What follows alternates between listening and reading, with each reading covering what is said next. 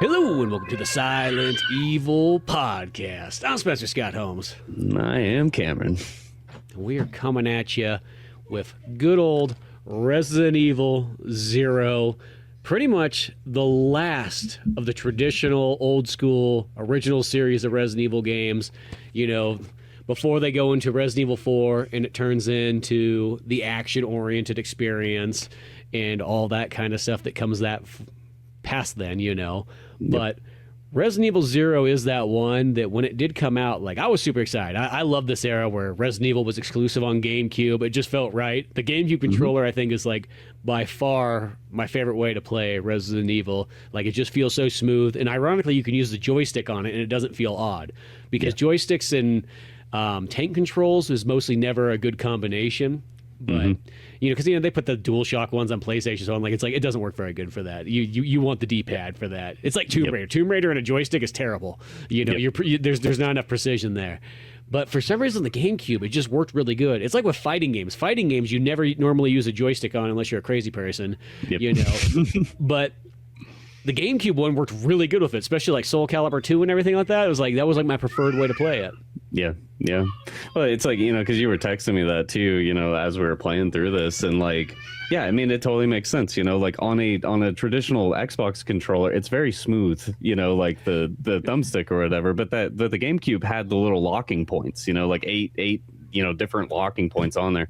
So for a game like this, like, yeah, the joystick works great, you know, to be able to have those locking points because camera angles are shifting and things like that, you know, like one of the only like real complaints I have about at least this version of this game or whatever is the fact that I'm using a smooth surface, and when things are changing like screens or whatever, my characters are just constantly just like you know, shifting left right trying to get back into a straight line. So you know, it's goofy as hell, but you know, but at the same time, I mean, just having, you know, D-pad, you know, traditional tank control style, like that's how I started to play this game, you know, and it's for the better. So yeah, no, I only use D-pad. I actually kind of forgot until you mentioned that you're like, oh, you're like, it's interesting that it's omnidirectional on the joystick and the D-pad is tank controls, and I was like, oh yeah, it is. I didn't even touch that joystick. I didn't even think about that. I do kind of remember that when it first came out. The weird thing though, I just gotta mention this right off the bat because the controls in that HD remaster, I don't know why they kind of jacked those ones up, because they're not the same as the Resident Evil Remake remaster one. And that's the strangest thing, because these things came out like together practically. And for some reason, it's like they had two different people that like putting the controls together. Because this one has one of the weirdest control schemes where it's perfect on the GameCube. The GameCube realistically is probably the best way to play this game as far as controls. I mean, the HD one looks nice. It looks pretty, all that kind of stuff. You get a little bit extra bonus features. You get some more costumes that are pretty neat. But control-wise, it's like the layout of the buttons is just so odd. And the fact that they give you 6 different like profiles you can flip through, and none of them change any of that stuff around. You're like, what the heck? It's like they do a weird thing where, for some reason, the item button is square, which is / you know, X if you're on an Xbox / Y if you're on a Nintendo system, which has traditionally been the run button. Like, and now for some reason that's the item button, which is like it's been the item menu button in no game, you know. So you have that, and then your switch characters is triangle / X / Y depending on what system you're playing. Yep. And that's such a strange one there, because it's one of those ones I never really ever got used to it, and that's how I remember the first time I played through this HD remaster is I never really got used to it. I'd be towards the tail end of the game and I was still pressing triangle for the menu and go, that's not the right button. They switch back again. Oh, geez, here it is. You know. So that's like it's the stupidest thing, because I want to say, if I remember correctly, is on the Resident Evil Remake one, triangle is the menu. You know, square is run, X is action, just like how it always was on PlayStation. Yeah. No, it's annoying to me. It's annoying as hell that the on the face button on the you know, the Y triangle, whatever you want to call it, depending on what controller you're using, you know, is the switch character button. But at the same time, like I'm so conditioned to hit the back button to open up the map, but that is also the switch character button on my controls. And it's like left trigger is the map button. It's like, what the fuck? What is this? You know, like, so I flipped around with a handful of the different controls. And then eventually I was just like, screw it. I'm just going to leave it on A and just get used to it, I guess, you know, because you're right. Yeah, it's super goofy. Like, it's really goofy controls. And I don't understand why. Or at least allow us to remap them, you know, ourselves. You know? I know, because once again, they're perfect on the GameCube. You know what I mean? Like, Z is your map button. That's a great map button. You know what I mean? You press the start button on that one. That's what switches your characters or whatever. Or no, I think it does like the wait, follow me type thing. Yeah. And then X zaps. Now, granted, like, because of the way the GameCube is, because the GameCube is like a Super Nintendo controller sort of shuffled a little bit to the right. I think that's where somebody thought that, like, because Y on GameCube is your menu button, but on a GameCube controller, that's the top. That's kind of like the equivalent of triangle. Right. Where if you go to a Super Nintendo controller or any of the other ones, that would place it on square. You know, so I don't know. Somebody was they thought they were being like they're following the path, but it's the worst part too is like, you know, I guess on PC you could use Joy-Con and you could fix it and go through that, but by that point you're already done with the game. Well, exactly. By the time you've gone that far into it, you should be done with the game. So, but I just always felt like that was something I had to mention because that bothered me so much when this first came out. And then even playing it again, it's like, it's not enough to like ruin the experience, just enough just to like annoy you the whole way through. Annoying. Well, and especially because there's a slight delay, especially with the change character button. There's like a slight delay that happens where it goes, dun, dun, you know, like you like hear a heartbeat, you know, and then it like wants to slowly shift and then it changes, you know, and that stacked over the course of my, you know, 14-ish hours throughout this game. Holy shit. It's a lot, you know, it adds up to be a lot. So it adds up, but beyond all that, all that controller nitpickingness that I feel is necessary because the game's so good as is, you know, or at least I like this one quite a bit. I like it because it stars Rebecca, who's one of my favorite Resident Evil characters, you know, and it, you know, starts off as an N64 game that I really wish came out back in the day because that looks so cool every single time seeing the footage. And I remember like literally opening up the gaming magazines like GamePro and stuff back in the day, and you would see Resident Evil 0 coming out. It was around the same time period that Resident Evil 3 was, and Code Veronica was in the works, and Survivor. So it was just Resident Evil like galore at this time period. And something about that, like on the train, just looked so badass. And there was, I want to say there's 3 major N64 games that got converted into GameCube games instead. And that was Resident Evil 0, of course. Then there was Dinosaur Planet that became Star Fox Adventures by Rare, the last Rare game for Nintendo. Yep. And then there was a third one too. Why am I drawing a blank on what that third one was? It'll probably come to me at some point. But there was another one that was like developed for N64, and then they're like, nah, forget it. We're putting it on. I almost want to say Metroid Prime, but I don't know if that was. I want to say Metroid. I don't think that was necessarily it, but it was something like along those lines. Yeah. No, I was gonna say Eternal Darkness. I don't think that was it either. That actually might have been. It was one of those ones. If not, I'm hitting on something. But, yeah. So lo and behold, we get the GameCube era. We get Resident Evil Remake, which is by far probably one of the best remakes ever made of any video game. And it's actually a good glory time for remakes. When it's weird when you think about it, too, because like they're remakes of games that are not that old. Because we get Resident Evil the remake, and it's like, I think it's Resident Evil's 5th anniversary. That's all it is. And it's a humongous jump when you look at between Resident Evil 1, 96, and then I think 2001 or 2002 maybe it might have been by that point for the remake. But there's a bunch of other good remakes that come at that time period. We get Twin Snakes, which once again, that's like less than 5 years of a remake away. It's just so weird when you think of it like that. You get the Tomb Raider anniversary, which I think actually happened to fall on like the 10th anniversary of Tomb Raider, you know, but this was just a good era of like, it was only a 1 generation jump, but like the remakes were so important then, you know, because graphics, I personally think that nothing changed more graphic wise than that PlayStation to PS2 era. N64, the GameCube, all that kind of stuff. Like nothing was ever as drastic as that change. I mean, I will say Super Nintendo, the N64 is pretty intense too, but because like I specifically remember the PS1 to PS2 jump. I'll never forget seeing the demo disc for Metal Gear Solid 2 for the first time, and like just doing all the things that, you know, like the review people were talking about. And it's like, oh, did you know, like if you shoot the ice cube thing and you actually sit there and watch, like the ice melts and whatnot, that blew my, you know, 10-year-old mind. I was like, what you can do that, you know? But similar to this, no, absolutely. Because I remember playing, you know, the Capcom games of that time era and all that, you know, Resident Evil, Dino Crisis, you know, games like that. And then seeing, you know, I remember seeing the remake come out, and my buddies that were like really into Resident Evil, like being stoked about that title. I remember this game in particular as well, because I had just gotten the GameCube, you know, by the time this game had come out. So this was like, I think this was my second or third GameCube game I purchased myself for that system. So oh, nice. Mm-hmm.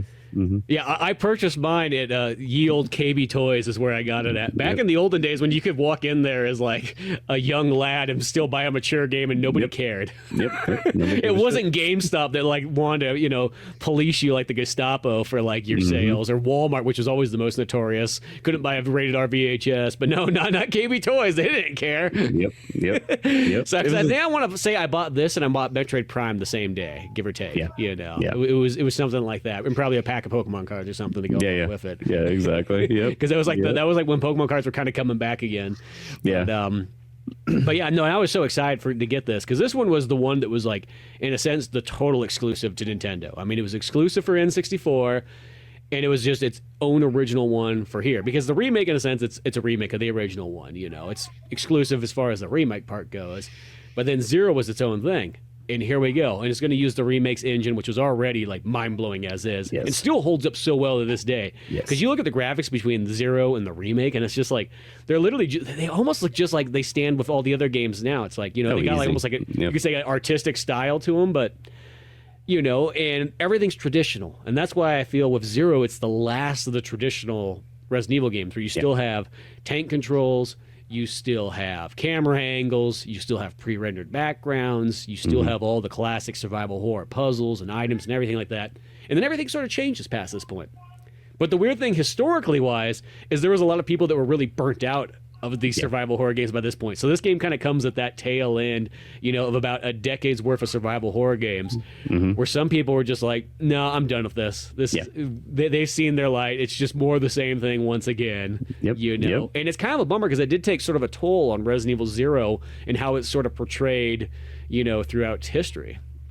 Yeah, no, exactly. Because like I remember at that time people being like upset about this, you know, like wanting something new out of the Resident Evil franchise or whatever.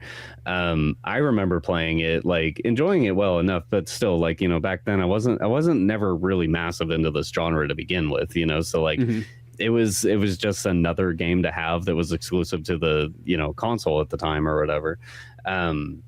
But yeah, no, I'm it's funny going back and like reading all the Wayback Machine, you know, reviews of this time, you know, like, you know, throughout its first launch here and into following years.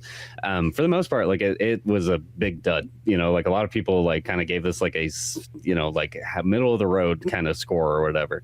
But it's funny now, like looking into current, like this year 2026 reviews of this game on Steam, you know, and like how people just revere like how much they enjoy this, how much they miss, you know, like the old school era, you know, of you know, survival horror and whatnot. So it's really interesting to watch its history, you know, because I think about the same, like even when because I've completed this is my second run ever of this game, you know, and I remember finishing it the first time and going like, you know, like it was okay.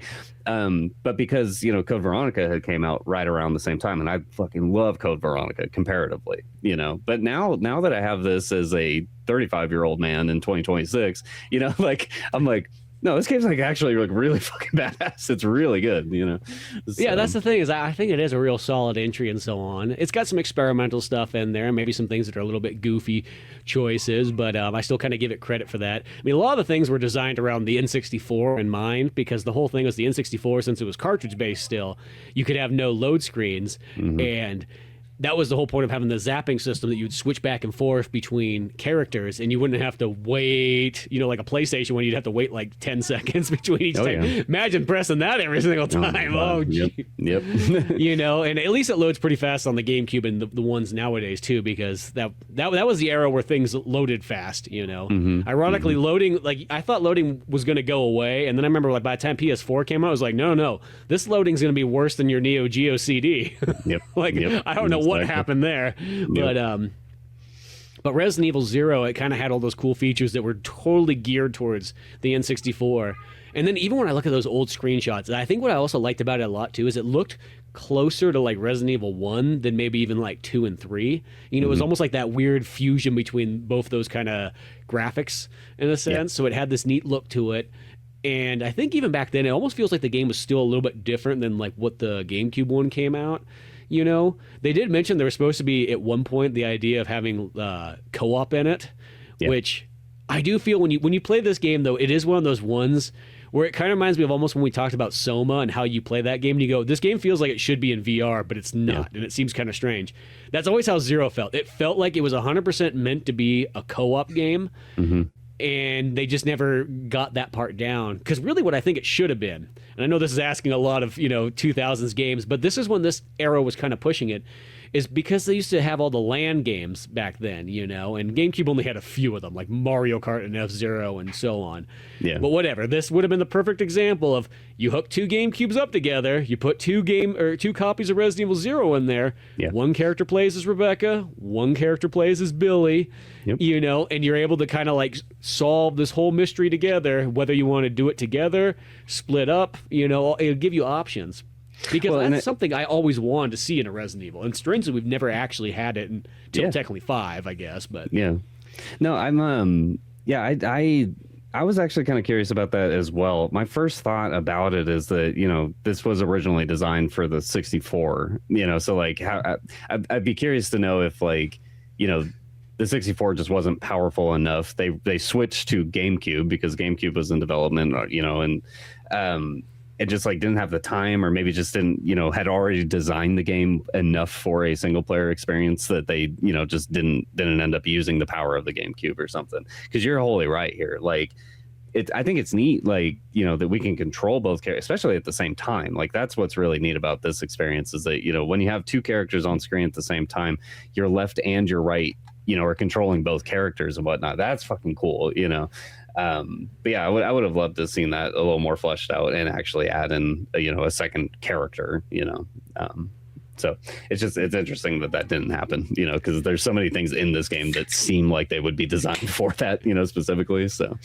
yeah, and it's one of those ones. It's like, I just think that Nintendo put that feature on the GameCube, but they did nothing to push it. It's one of those ones, because I remember there were so many times where it's like, see, Microsoft did a good job of pushing that feature really well. Yeah. So, I mean, PlayStation tried it too, but Microsoft really was the one that doubled down on being like, yeah, you can hook up your Xboxes together, 16-player Halo, go for it, and that kind of stuff. And this game just felt like it was so designed for that. And the fact that it was sort of there, like when they were putting it together on N64, granted, that makes me feel like on N64, I can't imagine, maybe it was split screen, or I could see, I guess, controlling at the same time on the same screen. That might be a cluster. Yeah. But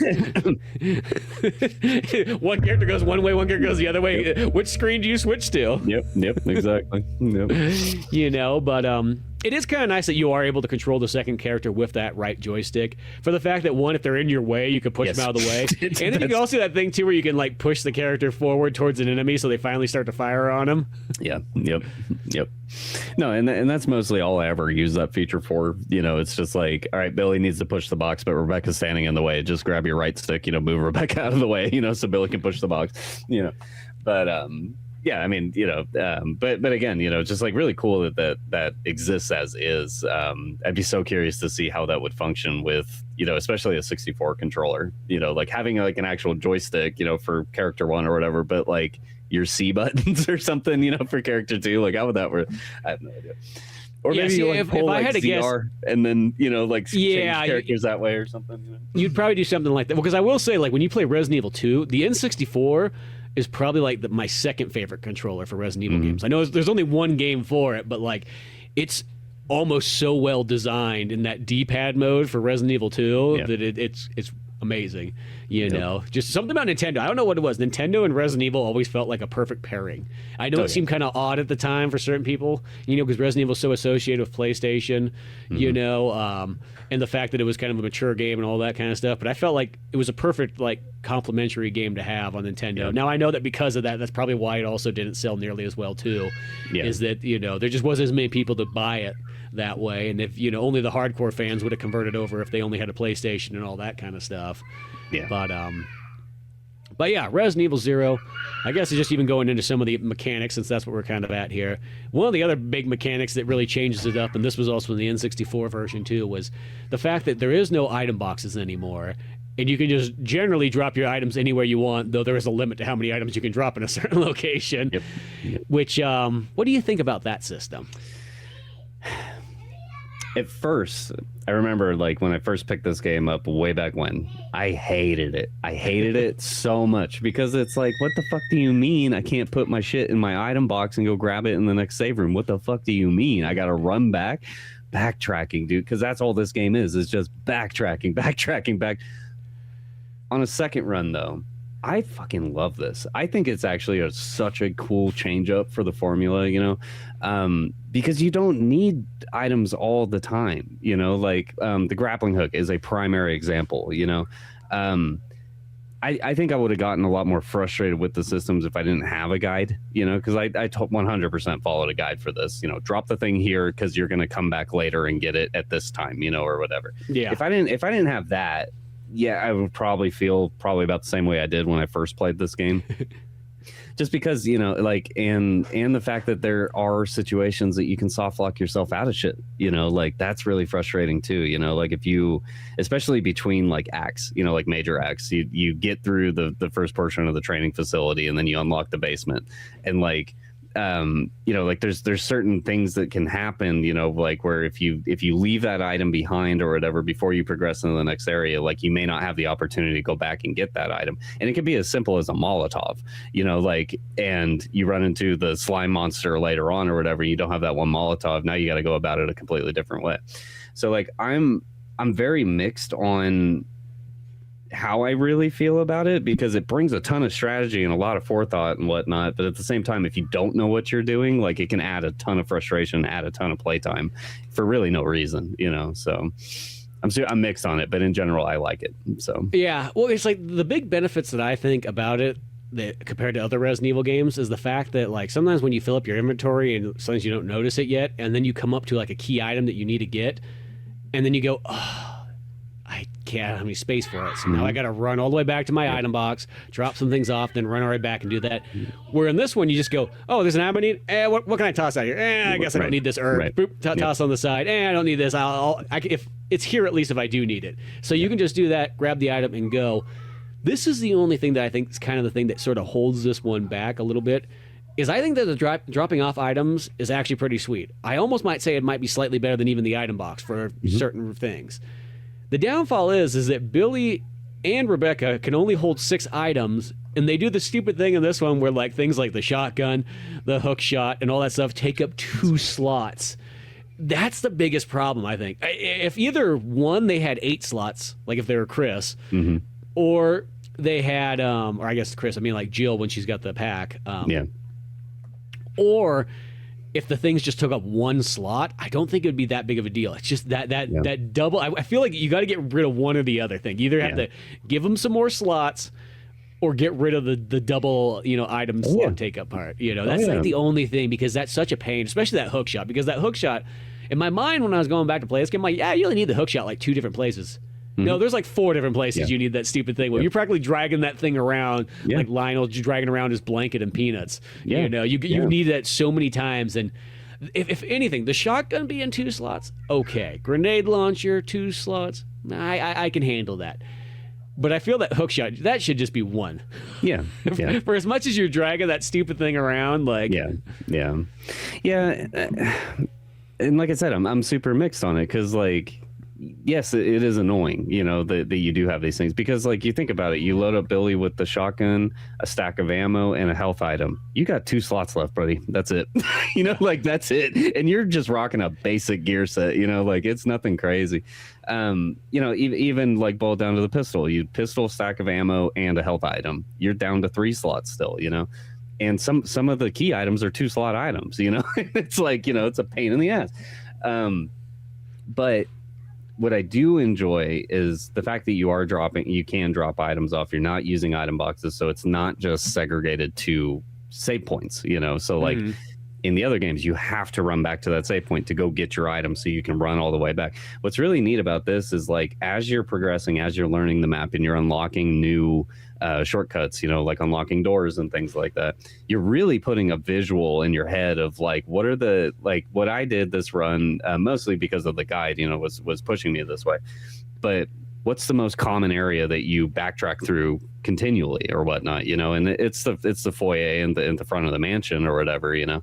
And you know, you just like you start to leave all your items there or whatever, and then you start to strategize. You're like, well, if I grab this thing on this side of the building or this side of the mansion or whatever, and I route back all the way over here, I can grab this thing, drop an item there because I'm going to route back that way eventually too, you know, to go catch the other. And you start to build this like visual map in your head of like, okay, I'm going to drop this here because it's going to help me later, you know, because I'm going to backtrack through this area and I need that item at that point, but I don't need it now. You know, so like there's a lot of strategy with it, and it's really fucking cool. I just don't know if I would have guideless. I don't know how much I would really revere this type of system. You know?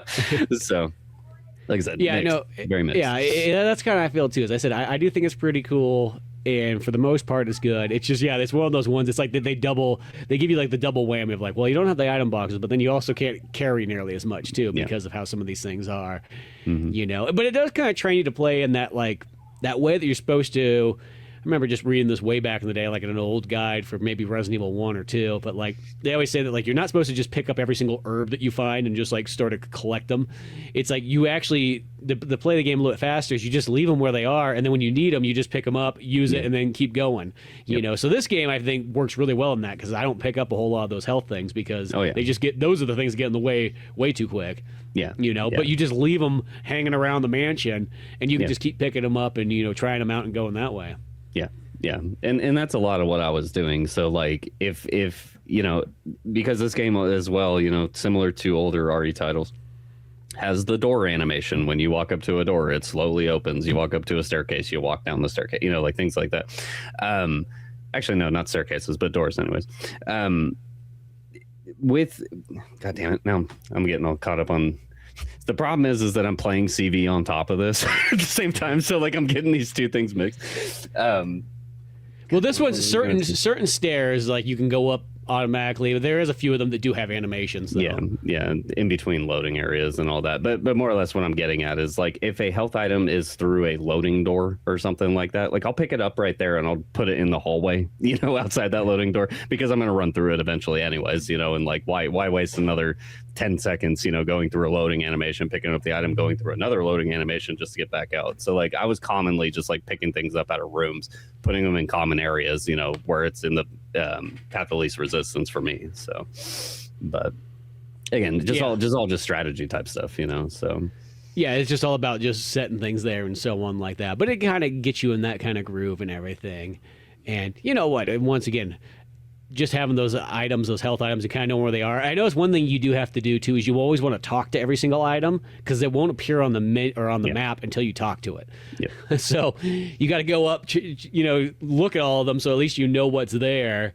And then at least in your mind, you can always pull up the map and go, okay, there is health in this room and there is ammo. Well, ammo you pretty much almost always pick up unless it's like sometimes a grenade launcher rounds. That's the only thing about that. That one is like grenade launcher, great. But boy, is that the one that just gets in the way of everything. It's like takes up 2 slots for the gun, then the grenades and all that kind of stuff and so on. Yeah. Yep.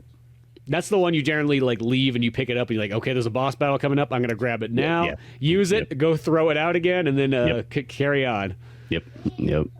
Yeah, and frankly, like I mean, just like the pistols alone in this game, like I think are pretty proficient for the most part, especially once you get like Rebecca's like upgrade, you know, thing for her pistol and all that. Because I use pistols for majority of this run.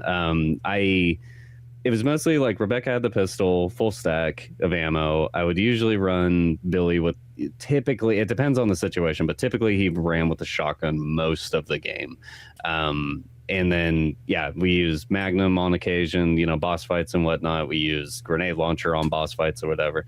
And talk about, like, man, you get the grenade launcher early in this game, like super early. I was actually like, I didn't remember that because usually, like, you know, these are like power weapon things you get towards the end of the game, you know, or whatever. So yeah, to have the grenade launcher like super early was pretty badass. It was awesome. So well, technically, Jill in the Resident Evil original one gets the grenade launcher pretty early on too.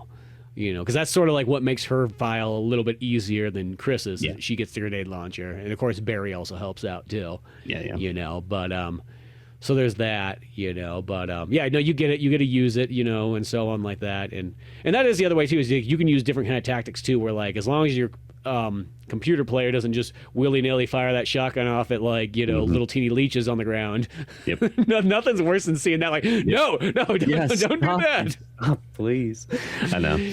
Well, and you like, get a thing where one character can use like, okay, pistol. Okay, big enemy. Then the guy with the shotgun goes instead. You know, and whoever you want to use it. Yeah, and you know, like at least there's enough controls with the AI character to be able to like tell him, you know, like you're going to be passive. You know, don't shoot anything. You know, like whatsoever or whatever. You know, or vice versa, depending on who you're playing as.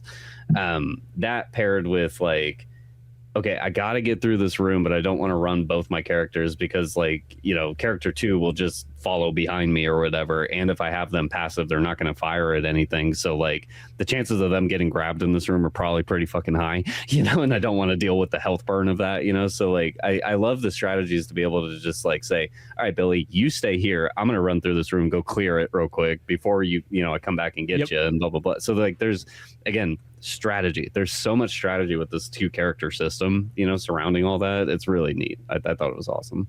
Yeah, exactly. And then if also too, you could go in and just do dual pistols, guns a-blazing, you know, and you got kind of cover fire. But the nice thing too is if you do get sort of grabbed and you have the other person, is that can kind of break them free. Yep. So you get those elements too. So, you know, there's a lot of neat stuff to play with when it comes to that system and so on. You know, and one thing I'll just say is once you kind of get into like how this game starts off, since it is a prequel to Resident Evil 1, it's the what happened to Rebecca literally like the day before, you know, the mansion incident. I love the intro of being on the train and all that kind of stuff, because the whole point is that Bravo's out there, and what they're doing is they're going out to search for those missing hikers that are off in the woods. And they just keep thinking it's like, yeah, it's just some kind of like cult, you know, that's crazy. They're like eating people and stuff. Right. Like, do you believe this? Yeah, it's a bunch of cannibals. Well, let's send our SWAT team out there to go investigate this, pretty much. You know, so that's really what it is they go out there, all the Bravo team people, and you get to sort of see what happens to them. Though you only see a couple of the guys for the most part. Yeah. And lo and behold, as they're out there searching and whatnot, they find the wreckage of pretty much this military group and whatnot, and they see some paperwork there that says, oh, there's this guy, Billy, here, who looks like he was supposed to be, you know, sentenced to death for, you know, shooting 27 people or whatever it was, or 23 people, you know, and whatnot. And so, like, okay, well, keep your eyes peeled for that, too. And if you do find the hikers, whatever, but those hikers literally go over. That's an afterthought after a while. Yeah, nobody gives a fuck about the hikers. The hikers are gone. That's it. Because then all of a sudden, Rebecca discovers this train that's been stopped just out there. This nice old fancy one gets in there. And, of course, there's zombies and so on. Now, I just got to say this. The train part, though, that's like almost my favorite aspect of Resident Evil 0. I almost kind of wish they made the train even longer, because it's really just like the first third of the game, maybe even first quarter, you know. But it's so cool. It's so unique. I don't know what it is. I just love gameplay on a train. I know it's like the weirdest place to have it because it makes it kind of bottled up, but maybe that's why it's neat. Because I feel like you could almost made the whole game on a train. And that sounds kind of like that'd be a lot, but you know, you could change some stuff. The train stops every once in a while. You know, you can vary that up. But that part right there has always been my favorite aspect of it. I always just the intro to this game, that whole first, you know, I don't know, hour of play or whatever is always great. Oh, I know. It is so tightly designed. Like that is one piece. Like, and I think this just kind of plays into like classic, you know, survival horror, classic Resident Evil for that matter. It's just like it is so well designed. I love the multi-tiered system of the train. You know, you got different levels, you know, between like the bottom floor, the second floor, the rooftop of the train. There's multiple ways to get around it too, you know, so like you can like go up into the second floor, like run across this area, dip back down and avoid all the zombies in the train car below you, you know, and stuff like that, you know. So again, strategy. There's so much strategy like in this game, you know. Yeah, I think that the setting is really, really good too, especially like some of the early cutscenes that you're seeing and whatnot. Like you're just like witnessing like just like business people like on this train, just like going through the mountains and whatever, and then just like out of nowhere it's just like all dark and stormy and rainy and blah blah, like shit like that, and then leeches and like everybody starts to get eaten and blah blah, like it's very chaotic, but like no, I think it's really neat, and especially all the notes and things that you find paired around to that, to actually understand like what is actually going on here, like with this train system and like why these people are here and what they're doing and all that, so again, for like the origin story of this, to start like this, to like more or less like this is just like Rebecca's wacky adventure to figure out, like what the nefarious umbrella is doing, like is what we come to find out and whatnot, but the way that it comes about is really good. And yes, the train is very well designed. I really enjoyed the train section. Which, when you think about it, it's like, okay, Rebecca's been out here for like 24 hours. Like, she's already gone on this ginormous adventure and so on. And then she's kind of hanging out at like the mansion, and like she's almost way more experienced. She should be sitting in that mansion, like smoking a cigarette, being like, Death. What do you know about death, Chris? Yep. I've seen some shit already here. Yep. Yep. Have you ever seen a frog try to eat a man? Oh God, no. Yeah, we'll get to that, dude. Jesus Christ, man. But no, everything about that train, it just looks cool. The feel of it, just the atmosphere there, the fact that it's moving the whole time and you're kind of on it, so you're kind of trapped on this train. You got the zombies in there, you got the Cerberus dogs, your classic enemies and so on like that. And then you find Billy and everything. And at first, Rebecca's hesitant. She's like, well, you're a criminal. I'm putting you under arrest. Like, yeah, what are you going to do about that? Yeah, exactly. You see these zombies back here? You see this train's moving? Who's driving this train now? Yeah. So I think we need a team together and figure this all out. And she kind of complies finally. And then you get the joint venture and you kind of go on from here. Mm-hmm. And I loved, so like Billy's design's actually really funny, and it's even more funny to like go back to the 64 version of this game and like see his character in like model and animation and stuff like that. Because like he's just like this big fucking jack, he's traditional fucking Resident Evil, type character or whatever, but has like the tribal, like tribal markings going down his arm and tattoos and things like that. And like the 64 footage that I've seen of that is of that, like style, like classic Resident Evil look, in terms of like how they design the character or whatever, but you still see all the tribal marks and stuff, going down his with like the 3 triangles that make up his arm. It's really funny. But well, that's just the era too, where you had to have that kind of like, there was that tough guy, the tribal tattoos, that almost kind of Vin Diesel-y kind of section of time. Yep. No, I really enjoyed this Billy character because he just comes off as a total just pompous asshole, to start, and then like over time, like we get to actually know who Billy is, and yet again, here's another character. You've mentioned this to me multiple times, and now that I'm getting my hands deeper and deeper into the franchise, like where the fuck is Billy in the newer games? Like why? Like he's such a good character. Like why is it just a one and done? So. Well, it's really my biggest pet peeve to Resident Evil, and it's been like that forever, is the fact that they always feel like they got to make new characters every single time. It's just they can't seem to reuse their stuff. And it's like, when I think of other video game franchises, it kind of bothers me when I play a game and I don't play as that main character. You know what I mean? Like, if I don't play as Master Chief in Halo, I kind of don't like it nearly as much. Even if it's a game like Reach, it's still good. It's like, I still feel like something's missing. Yep. If they took away Lara Croft in a Tomb Raider game, I don't think I'd care. Yeah. You know what I mean? Like, and for some reason, Resident Evil's always, I think because number 2 switched the characters up right off the bat, that they felt like they opened the doors that they can do that anytime they want, but I feel like they do it just way too often, where it's that one where there's so many other ways you can kind of go about, and you could reuse a lot of characters. One that I always use, it's 6. 6 is like and don't get me wrong, I actually like 6 quite a bit, but the fact that they have all these pairings of characters, so you got a Leon story, a Chris story, a Sherry Birkin story, and an Ada Wong one. Well, they have all characters with them, but instead they make a brand new character for pretty much every single person. And I feel like that was such a lost opportunity. I think you should have done like kind of unusual pairs. Like Leon had Jill with, him. And then maybe Chris and Claire, so you could actually finally have that brother-sister dynamic that you only got in Code Veronica, and that's only towards the end of it. You could have done like Sherry Birkin, instead of having the weird Weskers, like, love child that he had or whatever. You know, which he's actually not as bad as you would think. He feels like he fits better than Pierre and Helena and all that stuff. Sure. Yep. But instead, I felt like that could have been Rebecca, maybe. Rebecca and Sherry Burkham. That sounds like a cool team up and everything like that. And then Ada Wong just teamed up with just random hunk, you know. Yeah. So whatever. She's traveling somewhat alone. They just need a co-op partner for her thing. Oh yeah. But I just feel like that's the thing is like, where's Sheva at? You know, like why does Chris have Pierre? Why doesn't he have Sheva with him? I mean, like let's just think logically. Right. And one that continually keeps popping up into my head. Sorry to go off on a brief tangent here, but like we're missing Revelations 3. Like, why is that not a Sheva story? Why is that not a, you know, insert character, you know, that hasn't been used in 20 years story? You know, like, you know, make it Sheva and Rebecca. I think that'd be kind of badass. They've never done like two female characters like together. Sure. You know, but that's the thing is I would rather just see him use, especially Jill. I always feel Jill's the one that kind of gets. She, in a sense, always felt like she was in the olden days. Like that was the main Resident Evil character. You know, she was kind of the Lara Croft of the series.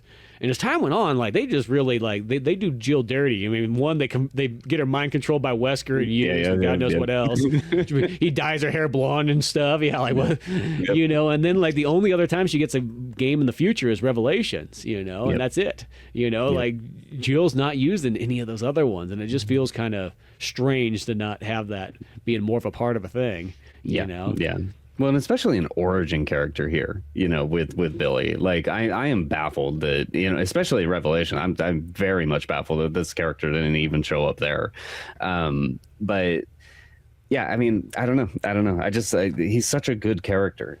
Both these characters combined too, like, because they do start off so standoffish from each other, you know, Rebecca being good cop, you know, first day on the squad, you know, type mentality, you know, versus this guy that's like old, chiseled, you know, not old, but you know, older war vet, you know, like he's been through the ringer, you know, like the situation that they're in on the train with the zombies and the, you know, guns and like having to kill things and whatnot. Like he is not fazed by any of this shit, you know, like whatsoever, you know.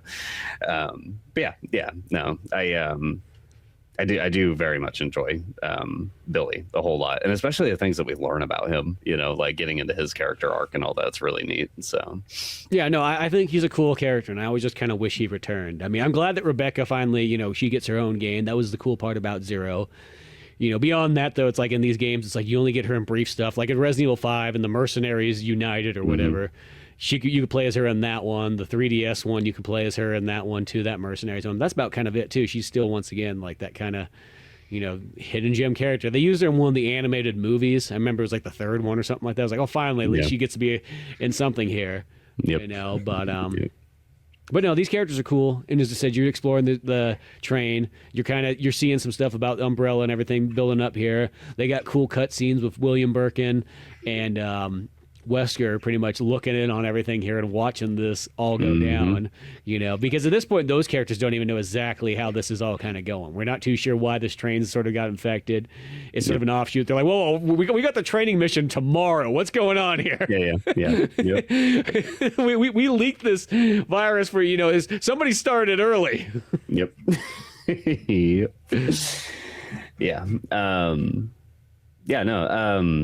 Yeah, because like even does this cutscene show you the dude up on the top of the mountain and he's like doing the opera thing and all that? Is that part of this or is that later? No, that does come on the train because the guy's out there singing, which lo and behold, that turns out way later down the line. That's Marcus as a young lad, you know, as he's got the youth pill going from his leeches. Yep. This totally, especially because we had kind of recently played it, but Parasite Eve, you know, like with like Eve in the opera hall and things like that. Like this reminded me so much of that. He's just on top of the mountain, you know, like doing his thing, you know, like doing his rain dance up there or whatever. But yeah, well, because it does have some of those like kind of goofy Japanese, almost like anime kind of elements that it does kind of add in here. You know, it's like this one in Code Veronica where they start to do it, where I feel like the first couple almost like 1, 2, and 3 always feel like they're in that little bit more like we're trying to ground this in reality as much as we can, and then they start having some like odd elements that appear in there. It's like here's a guy out there singing like launching leeches at people and something like that. Like oh okay, like where's this going? You know, or just like in Code Veronica, Wesker's got powers all of a sudden. You know. Yeah, and so I guess like you know like once you know once we kind of like get through the whole train section, like I'm trying to remember like what Isn't there a boss on there? Yeah, you get the Scorpion boss. Because I'll say that this one also has a lot of cool enemies in this game. Yes. You know, they use a lot of like the animal characters, which has always been like my favorite part of Resident Evil. That kind of goes away in a lot of the other ones. But yeah, it's like you fight a giant scorpion that for some, I don't know how that jumps onto the roof at going at 80 miles per hour or whatnot. Yeah, there's a lot Don't question it. There's a lot of convenient stuff that happens here for sure. But yeah, no, the scorpion fight was actually like super fun because it's a piece of the game. So like there's a certain point where Rebecca has to get up on top of the roof of the train, jump down through a hole or whatever. And Billy's on the outside, and at this point, like you have split characters, you know, on equal sides of the train or whatever, and they're sending items back and forth to each other, which I thought was a really cool feature, you know, because we see this a couple times in this game. But Rebecca's on the top floor, Billy's down on the bottom floor. Rebecca's got a key in her room that Billy can't get to, you know, or whatever. So you have to use this elevator system, you know, to send the key down to him so he can go do a bunch of puzzles and things like that to unlock something else to send back up to her so she can open up her door, you know, and whatnot. And like the back and forth of this is really, really cool. I really like this whole co-op puzzle element thing to this game because it repeats itself multiple times, not the same puzzles or anything, but you know, the same idea of like utilizing two characters to solve a singular problem is really, really cool. I really enjoyed this, even with like the differences between characters. So like, you know, Billy being like, you know, the tough guy or whatever, like doesn't seemingly anyways in my experience, like he didn't seem like he took as much damage as Rebecca does, like when getting hit, you know, by an incoming zombie or something like that. And he's the guy that can like turn the big cranks and do like, you know, the heavy things or whatever. Whereas Rebecca's like the skinny little girl that can like fit through the little hole, you know, or like climb up on top of the thing or get boosted up to the thing or whatever, you know? So like the whole dual character dynamic I thought was really cool. But I thought about it after the fact too. Like, do you think that it's more valuable to have a two-character system that you are running the same campaign at the same exact time for one run of a campaign? Or do you like the older style of like you play as Leon for, you know, Leon A versus Claire B versus, you know, like the back and forth style where stories intermesh with each other, but they don't physically interact, you know? I'm kind of curious your thoughts on that. Well, that's the thing too, is because I will say, like, when you take Resident Evil 1 and 2, for example, that have the two different, like, you know, playthroughs, you know, for the most part, if you break those kind of games down, like 80% of the game is kind of the same. 20% of it's what's unique. But it also makes you feel like you got a lot more of a game out of it because you have two runs in it. Where, like, in Resident Evil 0, you just get the one run, kind of just like Resident Evil 3, you just get the one run instead, you know. And granted, those runs are really good, you know, and they're literally the same. They're probably slightly longer than Resident Evil 2 and 1, but you just don't get the second playthrough. Or in Resident Evil 2, you'd have the two different ones, the A story, B story, and then you flip it around to the A story and B story of the other characters. Yep. So you get kind of a little bit more out of it that way.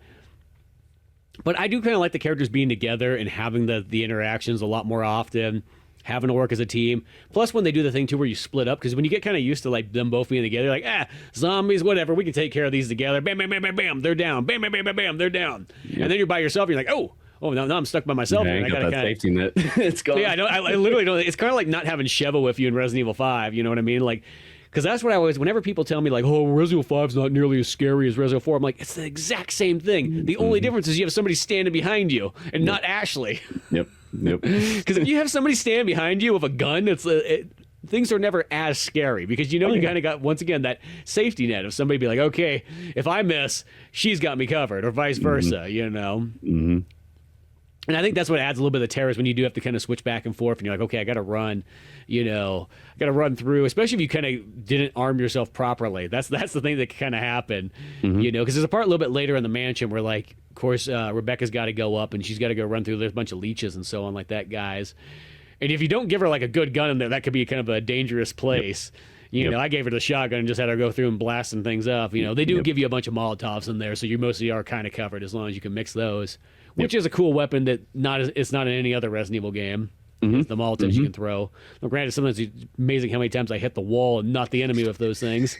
Yeah, because I didn't really understand the point of Molotovs until we run into like the one character or the one enemy type that it like truly matters on or whatever. Because like I was just avoiding them for the most part. Like I didn't get the Molotov achievement until like deep on into the game where I was like forced to use them, more or less. But it is a cool system, like similar to just Resident Evil in general, like combining of items together and whatnot. So you find empty bottles and you find a gas tank or whatever, you combine the two things together, you create Molotov, like stuff like that is cool. Like I've always enjoyed that. I've always enjoyed like the gunpowder mechanics of like other Resident Evil games to be able to create ammo and things. So this is a continuation into all that, and I think it works pretty well here. It's very well paced anyways, so Yeah, no, they work well. It's one of those ones that falls in that same thing that sometimes it's like, sometimes I didn't grab the Molotovs just because space. Once again, it can be sometimes kind of a pain. I mean, at least they do have sort of that one feature that's kind of nice. It goes with herbs as well, too, that like you could be maxed out on space, but you can actually talk to the herb or talk to the Molotov and then be like, oh, I can combine it, boom, and then add it to my inventory without having to like drop stuff and do the shuffle and everything. Though it sometimes works, sometimes doesn't. But no, I guess that's the other thing. In this train, we do have the Leech Man guy finally first appears in here too, I think. Or maybe you just see the one in the cutscene. I was trying to think if you actually battle one in there. I don't think so here, because I think the first one that you come across is like in the training facility or whatever. But like you see this dude in the cutscene and all that, and like, but we don't know who he is or like what he's really doing. All it really shows in this cutscene at this point is like he's orchestrating this attack on the train, like with his leech buddies, more or less. Yeah. So. And then the leeches can crawl around. They can they can create shapes and so on like that. Yeah. Okay, that's right. Yeah, because you see in the cutscene where Billy comes diving in and like John woos his way through there. Yeah, he's off, boom, boom, boom, boom, and blast them up. Literally, he's just like blasting away at Rebecca. Like I'm assuming those bullets, a leech stops a bullet. Yeah. Yep. I don't know where the logic is in that, but it just goes for it. Yep. So I guess you see them there, but they come up later. Because, as the train's going on, they get to a point where, like, this train's out of control. We got to stop this thing before it crashes, And this part's one, there's a couple moments in this game that definitely has where, like, I've always been like, no, you save right here, or at least you pull the guide out, because you could get yourself screwed really fast if you do this. Because you got to do this thing where Billy and Rebecca, one character has to stay at one end of the train, and the other one has to run all the way across to the other end of the train. You're on a time limit. And you have to go there and you have to do like math equations to enter these codes, because the system's like, to stop these breaks, how about somebody enters a 10-digit number that has to add up perfectly? So, you run all the way across, you battle a bunch of zombies, you try to dodge as much as you can, you get there, and then you enter the first one, and the first one shows the number. So it's like 77. So you just, add up the numbers, but you got to make sure that whatever 9 or 10 digits adds up to 77. Click, click, click, click, click, click, click, click, click, click. And sometimes it's one of those ones, if you're just not on point right here, this is where you can get screwed so fast. But you add that, and it's like, okay, cool. We add that one break system down. The other one too. This is I almost even forgot about this too, because I stepped out one door before doing it. Is that magnetic card you're supposed to pick up, but it doesn't really tell you that. So you could just start running to the other side and then realize I didn't have the card. And you literally, I think it gives you 3.5 minutes, to get across the train, which is plenty of time. Like you'll get there in like, probably 40 seconds, 45 seconds or something like that. Well, you do have some enemies you got to kind of shuffle around. Since it is on the train, you're kind of better off just kind of killing them. Because I want to say one of those cars has like 4 guys.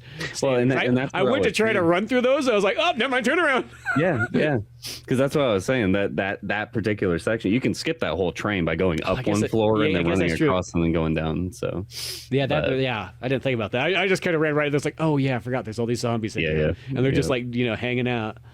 But so you want to make sure you grab that card, because I've had that issue before too. You get the other side and go, that's why I did it for. And there really is probably enough time to go back again, realistically. But you're pushing it. You want to make sure you have that thing dialed in there. Well, then lo and behold, then you got to enter the second code with whoever you left behind. And this one now has the screens all scratched off, so you don't see what the numbers you're entering are. So you just got to do it in your head, as this timer's clicking down. Very stressful. Yeah. And again, So my view of this run is going to be semi-skewed, because I was following a guide, that just handed me the results. Here you go, put this in, So like in this particular section, like super easy for me, I just follow. Okay, there's the numbers, pop them in, good to go, blah blah blah.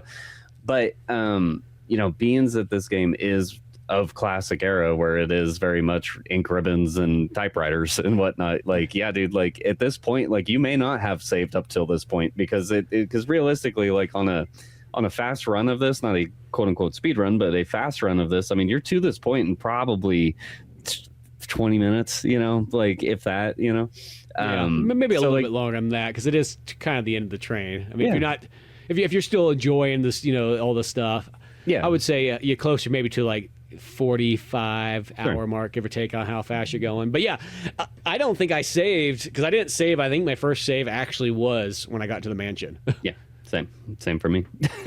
So, but I thought that this whole for this like semi like kind of first like dual puzzle type thing, to have Rebecca at the front of the train car, him in the back of the train car, whatever, more or less you're just trying to set off the brakes, to slow this fucking train down and whatnot, so yeah, pretty good.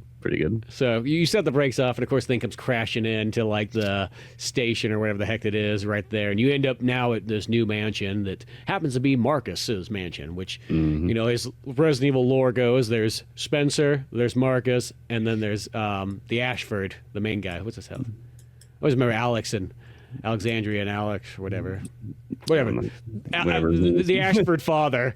Those are the three dudes that went out and found the mother virus or whatever that creates the T virus, the G virus, and yada yada yada, all that kind of stuff. They found that back in like the 50s or whatever it was. Which, and weirdly enough, in Resident Evil 8, they found it from Lady Demacus or whatever the hell her name is. Yeah. So Miranda or whatever. Or Miranda, yeah. That's what it was. So, which I remember, there's kind of mixed thoughts about that, but I don't know. I guess I had to find it somewhere. Well, and that's kind of what I'm gonna be getting at too. Is like, as my knowledge of this universe's lore is starting to expand, and I'm starting to get through the games, and I've played them, and I'm starting to kind of connect the pieces of whatnot. I mean, granted, when you're talking about a game that was developed in 2001 versus 2022 or whatever, RE8 came out. How do you make those ties, but it is really interesting to like see that, per RE8, like Spencer got his knowledge from Miranda, like off in the middle of fucking Spain somewhere, based off flowers, like she's experimenting with some flowers, and that's the whole reason why RE0 kicks off, that starts into RE2, or RE1 into RE2 and blah blah blah.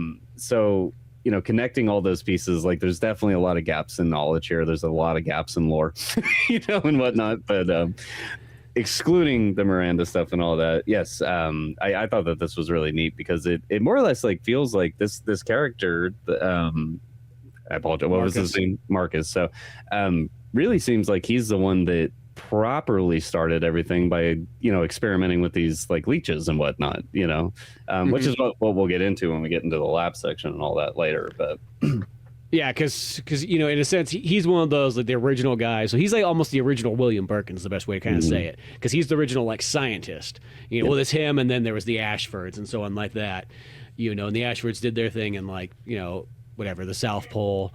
And then, of course, you had Spencer building his mansion and whatnot. He was just the one funding it all. And then you also had George Trevor with Lisa Trevor, and stuff. They're like, you know what? We need somebody to experiment on. Hey, the guy who's been like the building this place or whatever, he's got a daughter. Let's just experiment on her. Yeah. Yep. Oh, and then somehow, some way, she survived for like way over everybody else. Yep. So much so. But Marcus is the guy he was working on this research for like years, and then of course, we learned through some of these scenes that as time gone on, that they decided to put him down. They're like, nope, no more of this. We got the data we need, and we don't want you working on these leeches anymore. They literally show up and they shoot him down, just like they do to William Birkin as well. Clean shop. I know, and I love that scene too, because like it's so much of that era. It's pre-render cutscene from the GameCube era or whatever, But like you're looking at it through his eyes, and he's like sitting there experimenting with whatever he is, and all of a sudden the door fucking busts open. And he just like looks over to the right and like, oh shit, there's a dude there with with an MP5. You know, like he gets lit up, you know, and like, yeah, pretty funny. Yeah, that hunk guy coming in or whatever, that's like the glorious part of his day. He's like, well, I've been looking forward to this. Yep. Gonna go shoot a scientist? Gonna go kill another white coat? Hell yeah. Slap high five, get a couple beers afterwards. Yeah. So now we realize we're in this other mansion that's somewhat, it's out in the woods, just like the Arclay mansion is too, but like, you know, I don't know how close or how far realistically. These things are all strangely interconnected. But this kind of mansion was built to be like a training facility, you know, sort of thing, which is weird. It's like a training facility, but it's built like a mansion from like the 1800s, yet it's not that old realistically. So you got this here. And this is kind of where I will say, like, the game's still good, but it does, after that train scene, though, I always felt like you kind of get here, and I think this is where, like, sometimes those, like, casual people playing the games or people that just got kind of burnt out back in the 2000s, when they got to here, I could see them going, like, well, the train was cool, but now we're back in another mansion doing the same old, like, puzzle-solving stuff and whatnot. You know, I can see where that kind of hits a burnout point, you know? And it always kind of makes me wonder if the N64 one was necessarily good to have all this in there. Because it feels like when you see the footage of the N64, you only see the train. You know? So I always kind of wonder how much farther they were going to go into it. Because once again, it seems like these were almost like